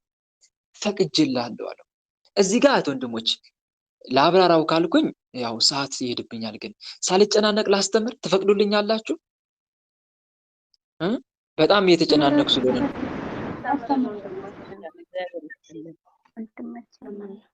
እሺ መልካም። ሰዓቷ ታልቅብኛለች ብዬ 10 ጊዜ ነው ሰዓቷን እያየዋት ያለሁት እና ለዛ ነው የጠየኳችሁ። ከዚህ ሁሉ ከምጨናነቅ አስፈቅጃቸው ለምን አልናገርም ብዬ ነው። እና ተመልከቱ እዚህ ጋር እግዚአብሔር አምላክ እኛ እንድንፈተን ለሶስት ዋና ዋና ምክንያቶች ሰው እንዲፈተን እግዚአብሔር ይፈቅዳል። በሶስት አንደኛ ክብራችን እንዲጨምር፣ ምናችን እንዲጨምር? ክብራችን እንዲጨምር። ወርቅ እሳቱ ስታስገቡት ይበልጥ ጥራቱ እንደሚጨምረው ማለት ነው። ጥራቱ እንደሚጨምር ልክ እንደዚሁ ክርስቲያንን በተፈተነ ልክ ቁጥር በሰማይ ዋጋው እየጨመረ ነው የሚመጣው። ይከብር ዘንድ። ስለ ክብር ስላችሁ እኮ እዚህ ምድር ላይ ላለው ክብር አይደለም። ይሄን ተውት፣ ይሄ ያልቃል። በዚህ ምድር ላይ ሲጀመር እንድትከበሩ አትፈልጉት ወንድሞች። ሰው አከበረ አላከበረ ምንድነው የምታገኙት ጥቅም? ምንም ጥቅም እኮ የለውም። ምንም ቢጨምርላችሁ ነገር የለም። የእውነት ሰው አከበረ አላከበረ፣ አዋረደ አላዋረደ፣ ናቀ አልናቀ፣ የእውነት ምንም የምታገኙ ትርፍ የለም። እዚሁ ነው የሚቀረው። እዚሁ ለሚቀረው ነገር ክብር ደግሞ አትጨነቁ። እኔ እያልኩ ያለው ስለ ላይኛው ክብር ነው። በላይኛው ክብር በጣም ዋጋችሁ ይጨምራል። እዚህ በጣም ስትፈተኑ ማለት ነው። እዚህ በጣም ስትፈተኑ በመጋደላችን ምክንያት የተዘጋጀን ዋጋ ብናውቅ ኖሮ አብዝተን ለመጋደል አብዝተን ለመፈተን ምን ያክል በተዘጋጀን ነበረ። ስለዚህ ወንድሞች ፈተናው እዚህ መብዛቱ እዛ ክብራችን እንደዛው ይጨምራል። ይሄንን እያሰባችሁ ስትፈተኑ ፈተናውን ታገሱ። እሺ እግዚአብሔር አምላክ በዚህ ምድር ላይ በጣም እንድፈተን ያደረገው በጣም ልከብር ስለሆነ ነው። በሰማይ ክብሬ ከፍ ሊያደርግልኝ ነው። በመንግስተ ሰማይ ያለኝ ዋጋ እጅግ በጣም ከፍ ያለ ስለሆነ ነው። ስለዚህ በርታ እያላችሁ ራሳችሁን አጽናኑ። ልታገሰው። እንደዚህ በሉት እግዚአብሔርን፣ ጌታዬ የምታደርግ በሚመጣብኝ ነገር ሁሉ አመሰግናለሁ። ልጅን በእኔ ላይ የሚደርሰው ሁሉ ልጅን እንደሚቀጡት አይነት ቅጣት ነውና አምላኬ ወይ አመሰግናለሁ። ግን ፈተናውን የምቋቋምበት ብርታት ስጠኝ በሉት። እሱ ነው ዋናው የሚጠቅመው። ፈተናውን የምታገስበት ብርታት፣ ኃይል ስጠኝ እና ክብር እንዲጨምርልህ ነው። ስለዚህ አልፈተንም ካልክ ክብሬ ይቅርብኝ እያልክ ነው ማለት ነው። ክብሬ ይቅርብኝ አንተ ለኔ ያዘጋጀልኝ ዋጋ ክብር እኔ በቃ ይቅርብኝ አልፈልገውም እንደማለት ነው። ያስቆጫል እኮ ወንድሞች። ምን ነው በተፈተንኩኝ በዚህ ምድር ላይ እኮ ያሰኛችኋል። እዛ ከሄዳችሁ በኋላ ታስታውሳላችሁ አባ ቢሾይ የአባ ቢሾይ ፊልም ላይ አላያችሁ? ቆስጠንጢኖስ ንጉስ ጻድቅ መጥቶ በሰማይ የከበርከው አንተ ታላቁ ሲለው ብከብርም የመነኮሳትን ያክል አይደለም እያለ ቆስጠንጢኖስ ሲናገር አውቄ ቢሆን ኖሮ እኮ አለ እኮ ቆስጠንጢኖስ አውቄ ቢሆን ኖሮ ንጉስ ሆኜ ልቀመጥ አልልም ነበር። እንደናንተ ያለኝን በሙሉ መጽውቼ ድሃ ሆኜ የዓለም የመጨረሻ ድሃ ሆኜ መኖር እፈልግ ነበር። ዓለምን ትቼ ንቄ በመነኮስኩ ነበረ ብሎ እኮ ሲናገር ነበረ ቆስጠንጢኖስ። ያቺ ቃል እስቲ ልባችሁ ላይ በደንብ ትቀመጥ፣ አስታውሷት። በአጭሩ አብዝቼ ወደኛ ስተረጉመው ምን ማለት ነው? አብዝቼ መልካም ስራ እሰራ ነበረ፣ ለስጋዬ ትንሽ እንኳን አላስብም ነበረ ማለት እኮ ነው። እኛ ጋርስ እንዴት ነው ወንድሞች? እና ተመልከቱ። በነገራችን ላይ ከሁሉም የጽድቅ ስራዎች በላይ ጽድቅን የሚሰራው እረፍትን የሚጠላ ሰው ነው። ስጋውን የሚንከባከብ ግን ችግሮች ይገጥሙታል። በእርጅና ዘመኑም ጸጸት ይመጣበታል። አንዳንዱ እኮ እየሰሰተ የሚሰግድ ሰው አለ እኮ። እደክማለሁ እያለ እየሰሰተ ጉልበቱን እየሰሰተ ይሰግዳል። ለምን አሰግድም ሲባል እንዴ ይደክመኛል፣ እንዴ ያመኛል። ለምን እንደዚህ አታርግም ሲባል እንዴ እኔ በቃ አልችልም ይከብደኛል። ወይ ወንድሜ በመንግስተ ሰማይ የሚጠብቅን ዋጋ በተጋደልክ ልክ ብታውቀው ኖሮ ያመኛል፣ ይቆጠቁጠኛል፣ ይሸከሽከኛል እያልክ ምክንያት ባልደረደርክ ነበር። ስራ ይበዛብኛል፣ እንቅልፍ እያስቸገረኝ ነው እያልክ ምክንያት ባልደረደርክ ነበር። በሙሉ ኃይል በተጋደልክ ነበረ። ስላልገባን እኮ ነው ምክንያት ምንድደረድረው። ያገርመኛል። ለምን አጸልይም ሲባል እኔ ስራ እየበዛብኝ፣ ለምን አጸልይም ሲባል እኔ እያመመኝ፣ እኔ እንቅልፍ እየመጣ እና ወንድሞች አሁን ነው ያለን ጊዜ። እቺ ጊዜ እኮ ወርቅ ናት። ምድራዊ ህይወታቸውን በኃጢአት ፈጽመው ሲኦል የገቡት ዳግም የማናገኘውንና አሁን በከንቱ የምናጠፋውን ጊዜ ቢያገኙ ምን ያህል ለጽድቅ እንደሚተጉ ሲታሰብ እኮ የኛ ህይወት እጅጉን ያሳዝናል። እንዲህ በከንቱ የምናባክነው ጊዜ አስቡት። 25 ዓመት ከኖርክ 30 ዓመት ከኖርክ በቃ 30 ዓመትን እስቲ ቆም ብለህ ወደ ኋላ አስብ። ምን ሰራበት በዚህ በ30 እና በ25 ዓመት ወይም በዚህ በ20ዎቹ ዓመትሽ ምን ሰራሽ? እና አስቡት። ይሄን ልናስብ ይገባል። ቆስጠንጢኖስ ይሄንን ነው ያለው። ወይኔ አውቄ ቢሆን ኖሮ እኮ እኔ ልብላ ልጠጣ ልልም ነበር አለ። አውቄ ቢሆን ኖሮ እኮ እኔ በትዳር ህይወት ልምነሽነሽ አልልም ነበር። አውቄ ቢሆን ኖሮ እኮ እኔ መንግስት ሆኜ ልቀመጥ አልልም ነበር። ይሄ ስለገባው ነው። በነገራችን ላይ የሮሙ ንጉስ ማን ነበር? እስቲ ንገሩኝ እስቲ። ኢትዮጵያ መጥቶ የተሰደደው ንግስናውን ጥሎ ለ7 ዓመት ብቻ ንጉስ ሆኖ ከተቀመጠ በኋላ ወደ ትግራይ ክልል መጥቶ እጅግ የተጋደለው አባት ማን ነው? እስቲ ንገሩኝ። ንግስና ጥሎ አቡነ አረጋዊ ከመንገሳቸው በፊት ነው። ግን አንድ ንጉስ ነበረ። ማን ነው? እስቲ አታስታውሱትም? በተለይ ትግራይ ክልል ያላችሁ እኮ ታውቁታላችሁ። ታላቅ ገዳሙ አለ። ሮማዊ ነው። ይሄ ቅዱስ ሮማዊ ነው። ማን ነው? እስቲ ገሪማ ቃሎት ያሰማልን። አባ ገሪማ እንዴት ትረሳላችሁ? እንደውም ትግራይ ክልል እኮ ጸበላቸው እየታየ የሚሰወር ታላቅ ቅዱስ ናቸው። ጸበላቸው እየታየ ይሰወራል አይደለም? ምራቃቸውን ትፍ ባሉበት ቦታ ማለት ነው። እዛ ቦታ ላይ ጸበል ያፈለቁ አባት ናቸው እኮ። እስክሪብቷቸው እኮ ቢወርቅ የእንጨት እርሳሳቸው የሚጽፉበትም ማለት ነው። መሬት ላይ ቢጥሏት እኮ በተአምር በቅላ ያሳደጉ አባት ናቸው። እንዴት ትረሷቸዋላችሁ? የሚመገቡ እየመሰሉ እኮ እንዳለ በስውር እኮ ለድሆች የሚመጸውቱ አባት ናቸው። አባ ገሪማ ማለት ገሪማ ገረምከኒ ሲሉ እንዳለ እኔ ብቻ ልሂድ፣ እኔ ብቻ ማን ነው ሂድልን ከገዳም በቃ ውጣ ሲባል አይ የሚሄደው እኔ መሄድ ከሆነ እኔ ብቻ አይደለም እነኝም ዛፎቹም ሁሉ አብረው ከኔ ጋር ሄዱ ሲባል ሁሉም አብረው ዛፎቹ ሁሉ ገሪማ ገረምከኒ እያሉ እንደተከተሏቸው ገላቸው ላይ በሚገባ ተጽፏልና አትርሱ ለማለት ፈልጌ ነው። አባ ገሪማ እሳቸው እኮ የሮም ንጉስ ነበሩ። ለ7 ዓመት እኮ ገዝተው ነበር። በኋላ የዚች ዓለም ኃላፊነት ከንቱነትን አባ ጴንጤሌዎን እኮ ናቸው ደብዳቤ ጽፈውላቸው ልጄ ይሄ ምድራዊ መንግስት ምን ያደርግልሃል? እልቁንስ ሰማያዊ መንግስት አትፈልግምን?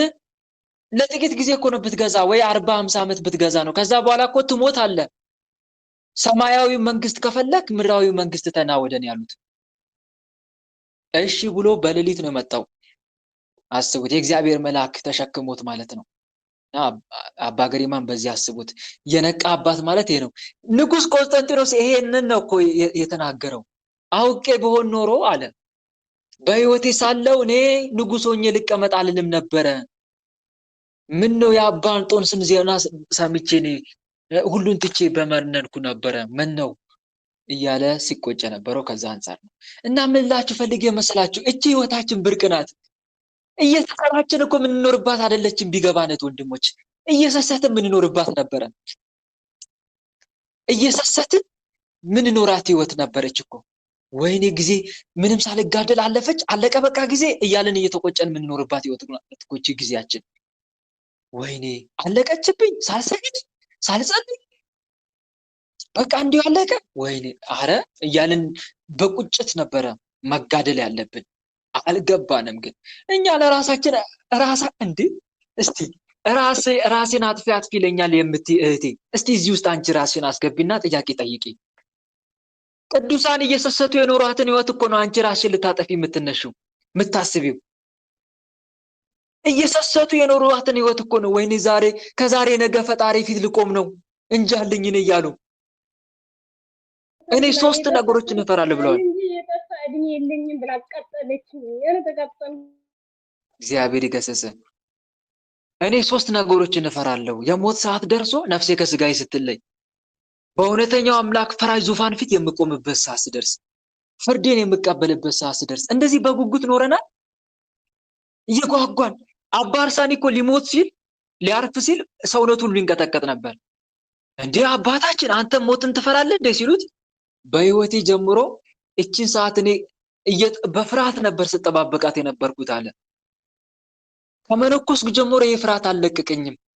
እንዴት በአምላኬ ፊት እቆማለሁ ብዬ በጣም ከብዶኝ ነበር። ይኸው ደረሰ ሰዓቴ። አባቶቼ በጸሎት አስቡኝ፣ በሰራሁት ኃጢአቴ መረመር ይሆንን እያሉ በጣም ያለቀሱ ነበር ያረፉት። እና አስቡት ወንድሞች፣ የኛ ህይወትስ? እኛማ ራስን አጥፊ ሲለን እንዴ! አስቡበት ወንድሞቼ። በእውነት እንደዚህ እየተነገራችሁ አሁንም እዛ አይነት ነገር ውስጥ የዲያብሎስን ፈቃድ ለመፈጸም የምትጓጉ ከሆነ በጣም አሳዛኝ ነው ማለት ነው። እና አስቡት፣ እየሰሰትን ምን ኖርባት ነው ለማለት ፈልጌ ነው። ዞሮ ምን እላችሁ ፈልጌ ነው፣ ወደ ዋናው ሐሳቤ ልምጣ። እንድንፈተን እግዚአብሔር የሚፈቅደው ስለ 3 ነገር ነው። አንደኛ ክብራችን እንዲጨምር ነው። የሆነ ፈተና ከመጣ ከሽልማት ጋር ነው የሚመጣው። የሆነ መከራ ከመጣብሽ ፈተና በጤናሽ ላይ ሊሆን ይችላል፣ በኢኮኖሚሽ ላይ ሊሆን ይችላል፣ በጓደኛ ሊሆን ይችላል፣ በቤተሰብ ፈተና ሊመጣብሽ ይችላል፣ በትዳር ህይወት ፈተና ሊመጣብሽ ይችላል። ሲመጣ ግን የሆነ ሽልማት ይዞ ነው የሚመጣው። ዝም ብሎ አይመጣም። አታማር። ብዙ ዝናብ አልፎ ፀሐይ እንደምትወጣ ሁሉ ብዙ መከራ አልፎ ደስታ ይሆናል። ይሄን እንዳንረሳ እና አስቡት። አንደኛ ለክብር ነው፣ ክብራችን እንዲጨምር ነው። ሁለተኛ ለምንድን ነው እንድንፈተን የሚፈቅደው ከተባለ ለሌሎች ምሳሌ ጭምር እንድንሆን ነው። ምሳሌ እንድንሆን። አዎ ያጠ ሰው እኮ ህይወት የእግዚአብሔር ጸጋ ከታከለበት እኮ አስተማሪ ይሆናል። አያስተምርም? ያጠ ሰው ህይወት አያስተምርም? ወንድሞች ያስተምራል አይደል? በደንብ ነው የሚያስተምረው። ገጠመኝ እኮ እንዳለ የምሰሙት ታሪክ እኮ በዚህ በዘመኑ የነበሩ ሰዎች ህይወታቸውን እኮ ነው። እንዴት አይነት ፈተና እንዳለፉ ከነሱ ብዙ እንማር የለ እንዴ? አንዳንድ ገጠመኝ እኮ ከሰማችሁ በዛ ገጠመኝ ውስጥ ምን ተማርኩኝ ብለን ቆም ብለን መጠየቅ አለብን። ከራሳችን ህይወት ጋር እያነጻ ኮምፔር እያደረግን መፈተሽ አለብን ህይወታችን። እስቲ ዛሬን ገጠመኝ ሰማሁኝ አይደለ? እስቲ ቆይ ምንድነው የተማርኩት? እኔ በህይወቴ ለራሴ የሚጠቅመኝ ነገር ከዚህ ገጠመኝ የወሰድኩት ምንድነው ብለን መፈተሽ አለብን። ዝም ብሎ አይደለም የሚደመጠው። ለቅርስ አይደለም የተቀመጠው። ተምረን እንድናልፍበት እንድንለወጥበት እንጂ። እና አስቡት ለሌላው ምሳሌ ጭምር እንድንሆን ነው። የኛ ህይወትን አይተው ሌሎች እንዲማሩበትም ጭምር ነው። ስለዚህ ፈተናውን መታገስ አለብን፣ በብቃት መወጣት አለብን። ሶስተኛ ለምንድን ነው የምንፈተነው ከተባለ ሶስተኛ ከፈተናው ትምህርት እንድንማር ነው። አንዳንድ እግዚአብሔር አምላክ ከፈተና እንድንማር ያደርገናል። ችግርና ፈተና የሰውን ልጅ ራሱን እንዲመለከት ያደርጉታል የሚባል አባባል አለ። እውነት እኮ ነው። ስትቸገር ነው አንተ ማን እንደሆንክ የምትረዳው። ስትቸገር ማን እንደሆንሽ ታውቂያለሽ። ማንነትን ታየዋለህ። ችግር እኮ ራስን የምንመለከትበት መስታወታችን ነው። ስትፈተን ነው። ያልተፈተነ አይድንም ብለዋል እኮ አባ እንጦንስ። ያልተፈተነ በዚህ ምድር ላይ እንዴት ይድናል? አይድንም። ሁሉም ፈተና ላይ ነው ማለታቸው ነው። ያልተጋደለ አያሸንፍም፣ ያላሸነፈ የድል አክሊል አያገኝም ይላሉ። እውነት ነው፣ ትክክል ነው። ስለዚህ እህት ወንድሞች እንድንፈተን የሚያደርገው እግዚአብሔር ከህይወታችን እንድንማር ነው። ስትፈተን ትትናን ትማራለን። ስትፈተን እግዚአብሔር ብቻ የሁሉ በላይ እንደሆንክ ትማራለን። ለምሳሌ ናቡከደነጾር ትቢት ብሎት ነበር አይደል? ናቡከደነጾር እኔ አምላክ ነኝ እስከ ማለት ሁሉ ደርሶ ነበር። ራሱን እስከ ማስመለክ ደርሶ ነበር። የዚህ ሰዓት እግዚአብሔር ይሄ ንጉስ ሁሉም በእጁ ባስገዛለት በእኔ ላይ ይታበያል አይደል? ቆይ ላስተምረው አለና 7 ዓመት እንደምን እንዲሆን ያደረገው እስቲ ንገሩኝ። 7 ዓመት እንደምን እንዲሆን ያደረገው?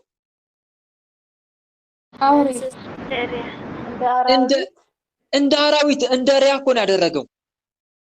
ጫካ ገብቶ ለ7 ዓመት እንደ አራዊት ኖረ። አስቡት። ከ7 ዓመት በኋላ ግን ወደ ንግስናው መለሰ። አያችሁ አይደል? አሁን ይሄን ፈተና መጣበት። ለምንድን ነው? ይሄን ትቢቱን ሊያስተነፍስለት ነው። እሱ ማን እንደሆነ እንዲያውቅ ነው፣ እንዲረዳ ነው። እንዲህ ባይፈተን ኖሮ ናቡከደነጾር እሱ ሰው ደካማ መሆኑን አያውቅም ነበር። እና ተመልከቱ፣ እንድንማርበት ጭምር ፈተና ይመጣል በዚህ ምድር ላይ። ስትፈተን ትትናን ትማራለህ። ለዛ ነው አባቶቻችን መከራና ፈተና ለማልቀስ ያስገድዳሉ። ከፈተና ርቆ የሚኖር ሰው ግን ልቡ ደንዳና ነው ይላሉ። እውነት ነው። ከፈተና ርቆ የሚኖር ሰው ልቡ ደንዳና ነው፣ አያውቅም። በጣም የደነደነ ልብ ነው ያለው። እኔ ማን ከኔ በላይ ላሳር ነው የሚል አስተሳሰብ አለበት። ስትቆነጠጥ ነው።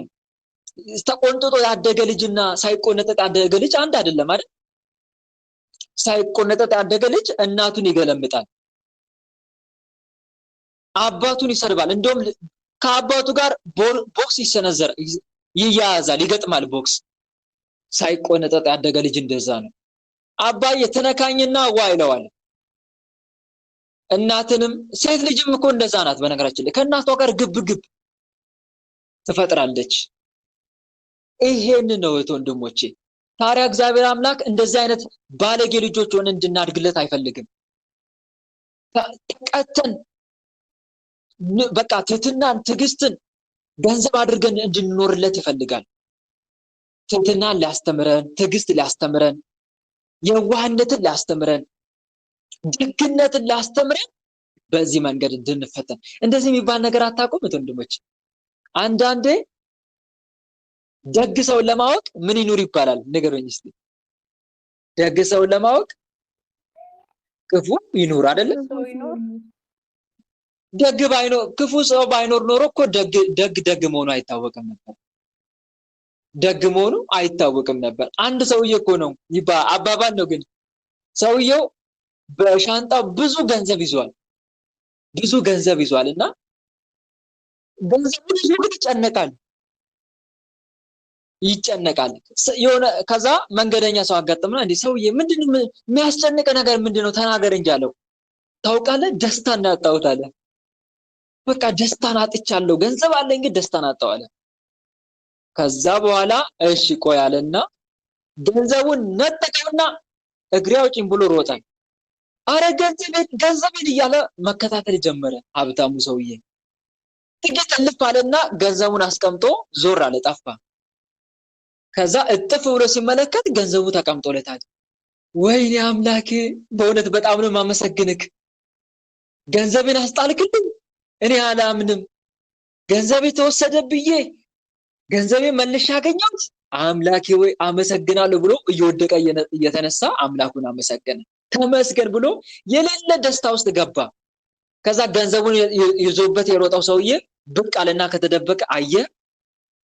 ደስታ ማለት ይሄ ነው፣ እግዚአብሔርን ማመስገን፣ ባለ ነገር ተደሰት፣ እግዚአብሔር በሰጠ ነገር ብሎ ነገረው ይባላል። እና ምን ለማለት ፈልጌ ነው? አንዱ ደስታን የምናገኝበት በዚህ መንገድ ነው። ስለዚህ እግዚአብሔር አምላክ አሁን የሰውዬ ገንዘቡን ተነጥቆ ባይወሰድበት ኖሮ እግዚአብሔርን ያመሰግን ነበር? ደስታን ያገኝ ነበር? ይማር ነበር? አይማርም አይደል? ስለዚህ ገንዘቡን ይዞ መሮጡ ሊያስተምረው ነው ማለት ነው፣ ለበጎ ነው ማለት ነው የተፈተነው። አያችሁ አይደል? እኛም ለዛ ነው የምንፈተነው፣ ደስታን እንድንማር። አዎ ተፈተነ ልዩ ደስታ ውስጥ ነው የምትገባው። ጌታው ያመሰግናለሁ ትላለህ፣ ትደሰታለህ። እና ደስታን ሊያስተምረን እግዚአብሔር አምላክ ትዕግስትን ሊያስተምረን፣ ትህትናን ሊያስተምረን በፈተና ውስጥ እንድናልፍ ያደርገናል። ህይወት ከመረረችብህ የሚባል አባባል አለ እኮ። ህይወት ከመረረችብህ የሆነ ነገር ልታስተምር እንደሆነ ተረዳ ይባላል። ህይወት ከወትሮ በተለየ ሁኔታ ከመረረችብህ፣ ካስመረረችክ፣ ውይ መረረኝ ካልክ የሆነ ነገር ልታስተምርክ ነውና ጠብቅ። እውነት ነው፣ አስተምራ ልታልፍ ነው እና መታገስ ያስፈልጋል። ስለዚህ የሆነ ነገር ሊያስተምረን ሲፈልግ በፈተና ውስጥ እንድናልፍ ያደርገናል እግዚአብሔር አምላክ ለማለት ያክል ነው። እና ስለነኚህ ስለሶስቱ ነገር እግዚአብሔር እንድንፈተን ይፈቅዳል። ስለሶስቱ አንደኛ ክብራችንን እንዲጨምር፣ ሁለተኛ ከህይወታችን እንድንማር፣ ሶስተኛ ደግሞ ለሌሎች ምሳሌ ጭምር እንድንሆን ማለት ነው። ኢዮብ የተፈተነው ለነኚህ ምክንያቶች ነው። ተፈተነ፣ ፈተናውን በብቃት አለፈ። ንብረቱ በሙሉ እንዳለ ጠፋ በአንዴ። የዚህ ሰዓት ኢዮብ እንዴት ነህ ሲባል እግዚአብሔር ይመስገን፣ ሀብት በሙሉ እኮ ጠፋብህ፣ እግዚአብሔር ሰጠ፣ እግዚአብሔር ነሳ፣ የእግዚአብሔር ስም የተባረከውን እያለ ማመስገን ጀመረ። ሰይጣን ጥርሱን ነከሰ። ይሄ ጭራሽ አሁንም እያመሰገነ ነው እንደ ፈጣሪውን፣ አሁንማ አልፋታውም ብሎ ሌላ ከባድ ፈተና ሊያመጣ አምላኩን ለማስፈቀድ ሄደ። ተመልከቱ፣ ፈጣሪን ለማስፈቀድ ይሄዳል። አያችሁ፣ ሰይጣን ፈጣሪ ካልፈቀደለት መፈተን እንደማይችል እዚህ ጋር ትምህርት ተማሩ። ካልፈቀደለት እኛ ላይ ምንም ፈተና ማምጣት አይችልም። ምንም። ማን ሲፈቅድለት ብቻ ነው? እግዚአብሔር አምላክ። በነገራችን ላይ እዚህ ጋር አንድ ነገር ልንገራችሁ። እኛ ጋር አስፈቅዶ የሚፈትነው እኛ የማን ስንሆን ነው? የማን ስንሆን ነው? የእግዚአብሔር ስንሆን ነው። ግን ያለ ንስሐ ህይወት እየኖርክ እንዲሁ በዋዛ ፈዛዛ ጊዜ የምታባክን ከሆንክ፣ በቃ እልም ያለ ዓለም ኃጢአት ውስጥ የምትኖር ከሆነ በደንብ አድርጎ ነው የሚፈትንህ። ወደ ፈጣሪ እስካልጮክ ድረስ ዝም ብሎ ዲያብሎስ የፈተና ማት እያመጣ ይፈትናል። ምን ማስፈቀድ ይጠበቅበታል? ሲጀመር የሱ ሆነሃል፣ ገንዘቡ ሆነካል፣ ህይወትን ላይነካ ይችላል። አዎ፣ ምክንያቱም የክርስቲያን በዚህ ምድር ላይ የሚኖረው ማንም ሰው በዚህ ምድር ላይ የሚኖረው አህዛብም እንኳን ቢሆን እግዚአብሔር እስከፈቀደለት ድረስ ብቻ ነው። እግዚአብሔር ካልፈቀደለት ይነጠቃል፣ ይወሰዳል። ማን ነው? በዚህ ምድር ላይ መኖር ካልፈቀደለት ማለት ነው። ስለዚህ እያመጣ ይፈትናል። የሱ ገንዘብ ሆነ ካላ ግን ከሰይጣን ወጥመድ አምልጣ የእግዚአብሔር ስትሆን ካላስፈቀደ አንተ ላይ ፈተና ማምጣት አይችልም። ይሄን እናስታውስ ይገባል። እና ተመልከቱ ኢዮብ እግዚአብሔር ስለሆነ እየሄደ ነው የሚያስፈቅደው ሰይጣን። ምድሩን ሁሉ ዞርኳት አለ። ኢዮብን ተመለከትከው እስካሁን ጽድቅን ይዟል አለው። በፍጹምነቱ እንደጸናን አለ። አንተ እኮ በእርግጥ ሀብቱን ወስደበታል አልካደክም፣ ግን እኮ ጤናው አለው አለ። አያችሁ አይደል? ያለን ነገር እያየን የሚፈትነው ዲያብሎስ። አይ ባለ ነገር ይፈትናል። ምን አላት ብሎ እንትን ቼክ ያደርጋል። ይሄ ሰው ምን አለው? በምኑ ልምጣበት ይላል። በምኑ ልምጣባት ይላል። በትዳር አጋሯ ልምጣባት ይላል። ለዛ እኮ ነው ትዳራችሁን አሳልፋችሁ ስጡ የሚባለው። በትዳራችን እንዳይመጣ እኮ ነው። በጤናው ልምጣባት ይላል። በጤናው ልምጣበት። ለዛ ነው ጌታ ሆይ እባክህን ሰውነቴን ከሰይጣን ፈተና ጠብቅልኝ፣ ሰውነቴን ለአንተ አሳልፌ ሰጥቻለሁ ማለት ያለብን ለዚህ ነው። በጤናው ልምጣበት፣ በጤናዋ ልምጣባት፣ በገንዘቡ ልምጣበት፣ በገንዘቧ ልምጣባት እያለ ቼክ ያደርጋል። እና ያለን ሁሉ አሳልፈን ካልሰጠን እንፈተናለን ባለን ነገር። እና ተመልከቱ እዚህ ጋር ወደ እግዚአብሔር ቀርቦ ሰይጣን ምን እያለ ነው? ቁርበት ስለ ቁርበት ነው አለ። ቁርበት ስለ ቁርበት ነው። ምን ማለት እንደው ታውቃላችሁ? ጤናውን እንዳትነካበት ብሎ ነው። ጤናውን እንዳትነካበት ነው። እስቲ ጤናውን ዳሰው፣ ጤናውን አሳጣው፣ እውነት ይሰድባል በፊት አለው። ከዛ የሰይጣን ውሸቱ የኢዮብ ትዕግስቱ እንዲገለጥ እግዚአብሔር አምላክ አሁንም ፈቀደለት። ዲያብሎስ ተደሰተ። ነገ የኢዮብን ፊልም ተመልከቱ እሺ። እግረ መንገዴ ልጋብዛችሁ። ነገ ጻድቁ ኢዮብ ዓመታዊ ክብረ በዓሉ አይደል? በቃ እሱ መንፈሳዊ ፊልሙን ተመልከቱት። የኢዮብን ትማሩበታላችሁ። አሁን ዛሬ የተማርነውን ትምህርት በመንፈሳዊ ፊልም ላይ ደግሞ የበለጠ በደንብ ትረዱታላችሁ። እና ሁላችሁም ብትመለከቱት ደስ ይለኛል። ኢዮብ መንፈሳዊ ፊልሙን ልቀቁላችሁ አድሚኖች። እና ተመልከቱ ሰይጣን ተደሰተ፣ ኢዮብ በእጅ ገባ አለ። ከዛ በኋላ ኢዮብን መጥቶ ፈተነው። ኢዮብ ግን ሰውነቱን በገል እያከካውንም ምንም በእምነቱ እንደጸና ነው። በሚስቱ ወቀሰው ዲያብሎስ በሚስቱ ላይ አድሮ። ተመልከቱ ሚስቱ መጣችና እኔ ይሄው እንደዚህ ልጆቼ ላይ አይረቡኝ፣ አምጬ ወለድኩኝ፣ እንዲህ ሆንኩኝ፣ ችግሯን መደርደር ጀመረች። እህት ወንድሞች ፈተና ስትፈተኑ ብሶታችሁን ማውራት ልምድ አታድርጉ እሺ። አንዳንድ ሰዎች አሉ በቃ ፈተናቸውን ሁሉ ማውራት ይወዳሉ፣ የደረሰባቸውን ሁሉ። ለፈጣሪ ተናገር፣ እሱን ለሰው አይደለም እኮ። ብሶትን ለፈጣሪ ነው መናገር ያለብን እንጂ ለሰው አይደለም። ሰው ምን ያደርግልሃል? ከንፈሩን ይመጠልና ውይ በእውነት እግዚአብሔር ያጽናሽ፣ የደረሰብሽ መከራ ታላቅ ነው፣ አይ ሰው ከንቱ እያለ በቃ ያሽማጥጥባል፣ ከንፈር ይመጥልሃል። ሌላ ምን ያደርግልሃል? ከዛ ወይ የሚችለውን ያክል ለተወሰነ ቀናት የሚያደርስን የሆነ ነገር ወርወር ያደርግልሃል። በቃ ይሄ ነው ሰው፣ ይሄ ነው በቃ የሚያደርግልክ።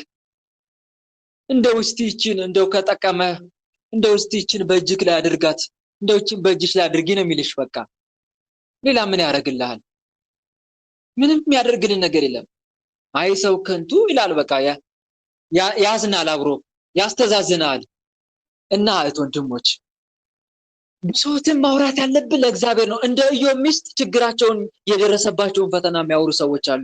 የኢዮብ ሚስት ችግሯን ትደረድር ነበር።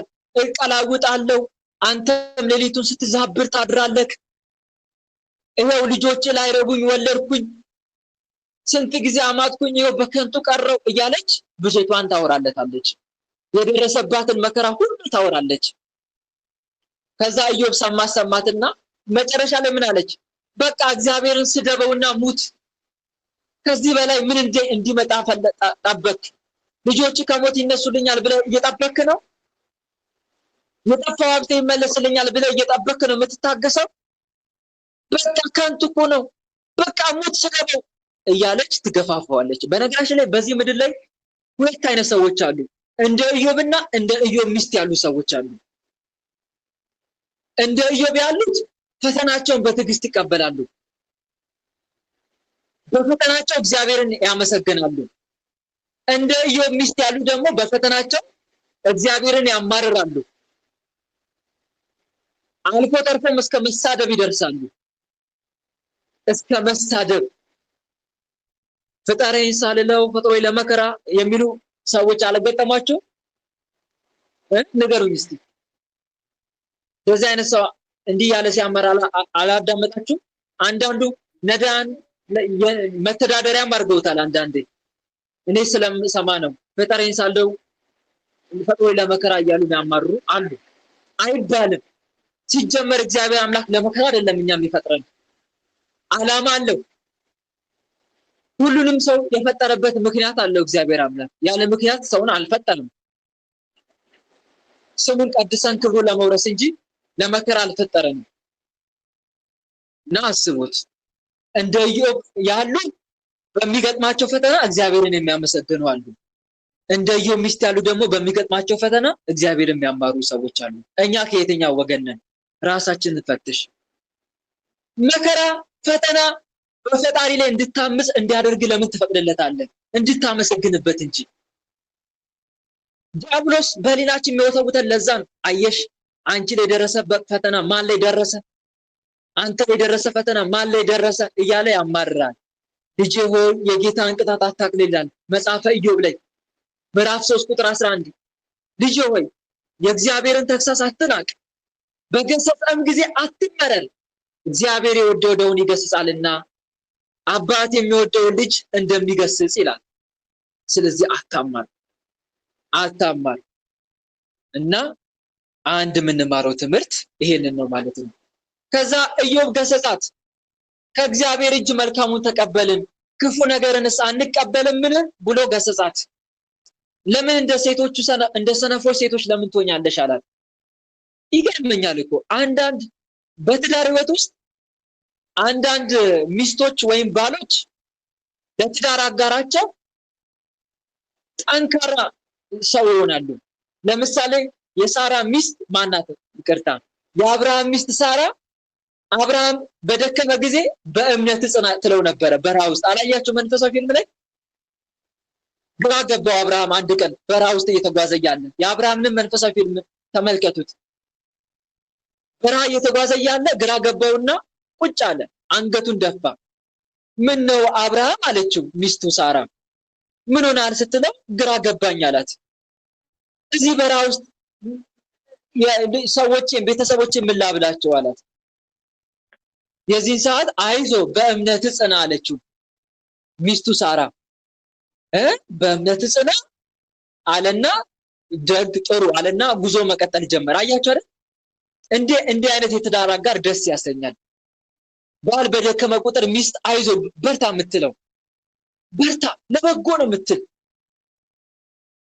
ሚስት በደከመች ሰዓት ባል የሚያጽናናት፣ አይዞሽ በርቺ ጠንክሪ ግድ የለሽም ጠንክሪ፣ ነገ ፀሐይ ትወጣልሻለች፣ ነገ ፀሐይ ትወጣልናለች፣ አይዞ በርታ እያለች የምታበረታታ። በእውነት እንዲህ አይነት የትዳር አጋር ቸሩ መድኃኒዓለም ለሁላችን ሚስጠን። አሜን።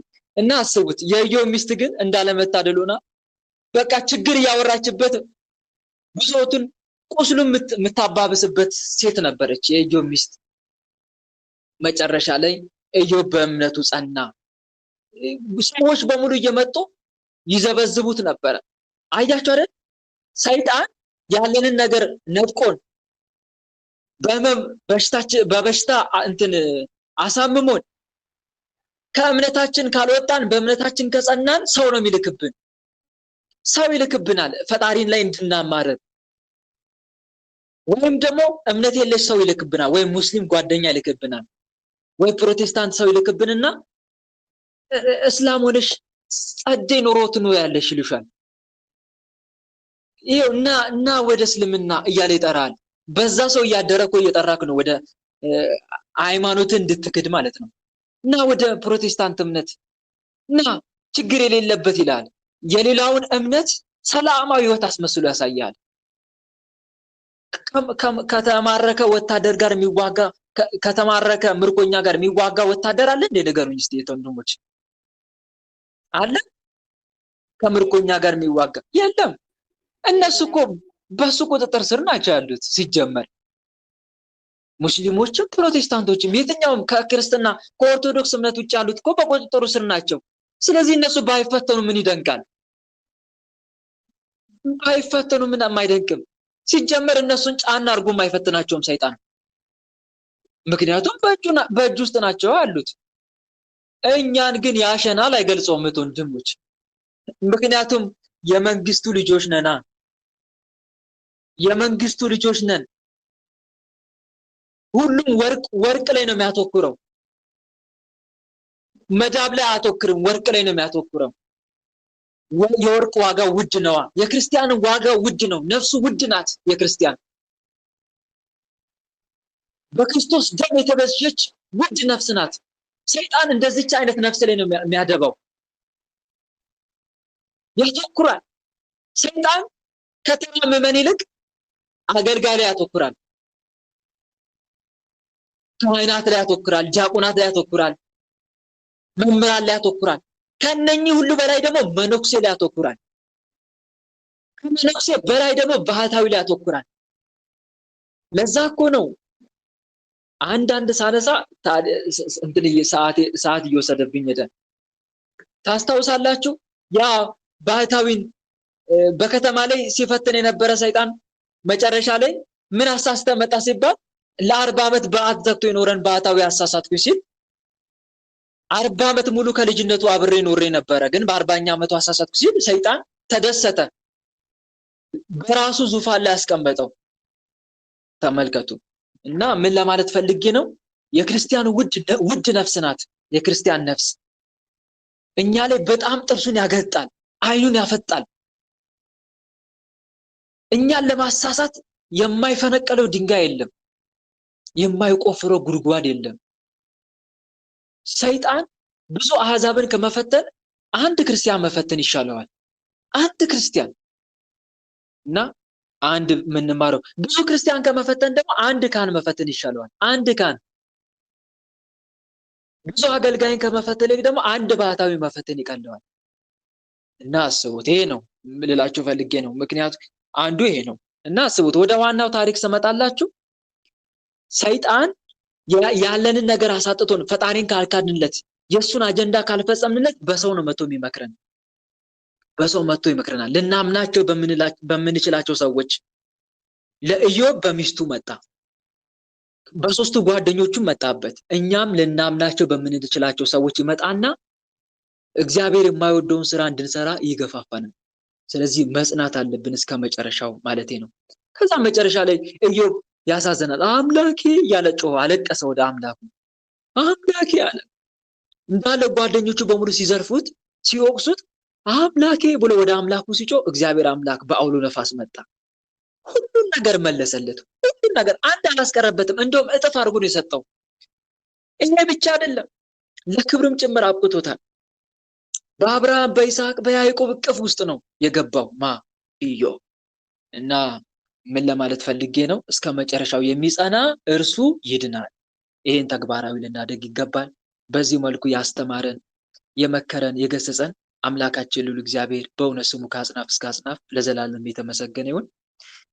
በጣም ለማሳጠር ብዙ ታግያለሁ። ባይገርማችሁ የዛሬውን ትምህርት ከራሴ ጋር እየታገልኩ ነው የተናገርኩት ለማለት ፈልግ። ምክንያቱም ብዙ ብናገር ደስ ይለኝ ነበረ፣ ብዙ የምናገራቸው ነገሮች ስላሉ ማለት ነው። ቅዱስ ቴዎድሮስ የጳኩሚስን ረድ ስለሱም ብዙ አወራለሁ ብዬ ነበር የመጣሁት። ቴዎድሮስ በአጭሩ ልንገራችሁ፣ ቅድም ሰምታችሁታል ታሪኩን። ይሄ በጣም የአባ ጳኩሚስ ኃይለኛ ደቀ መዝሙር ነው። በአጭሩ ቴዎድሮስ ወላጆቹ ጋር አብሮ ይኖር ነበረ። አብሮ እየኖረ እያለ ወላጆቹ አመት በዓል ሲመጣ በቃ ትንሳኤ፣ ፋሲካ ሲመጣ፣ ገና ሲመጣ በቃ ለአመት በዓል ይሯሯጡ ነበር፣ ይጣደፉ ነበር በዓሉን ለማክበር። ቴዎድሮስ ግን የጸሎት ቤቱን ዘግቶ ያለቅስ ነበረ። ምን እያለ እንደሚያለቅስ ታውቃላችሁ? ወይኔ ጌታ ሆይ በፊትስ እኮ ምን ብዬ ልመልስ ሊሆን? ገና እኮ በልጅነቱ ነው። ገና በልጅነቱ ስለ ላይኛው መንገድ ነው የሚያስበው። አቤቱ እርዳታው ካንተ ዘንድ የሆነለት በልቡም የላይኛውን መንገድ የሚያስብ ምስጉን ነው እንዳለው መጽሐፍ። ወይኔ አምላኬ በፊት ቆሜ ምን ልመልስ ነው? አባቴ ሆይ ከምግባር ድሃ የሆንኩትን እኔን አስበኝ።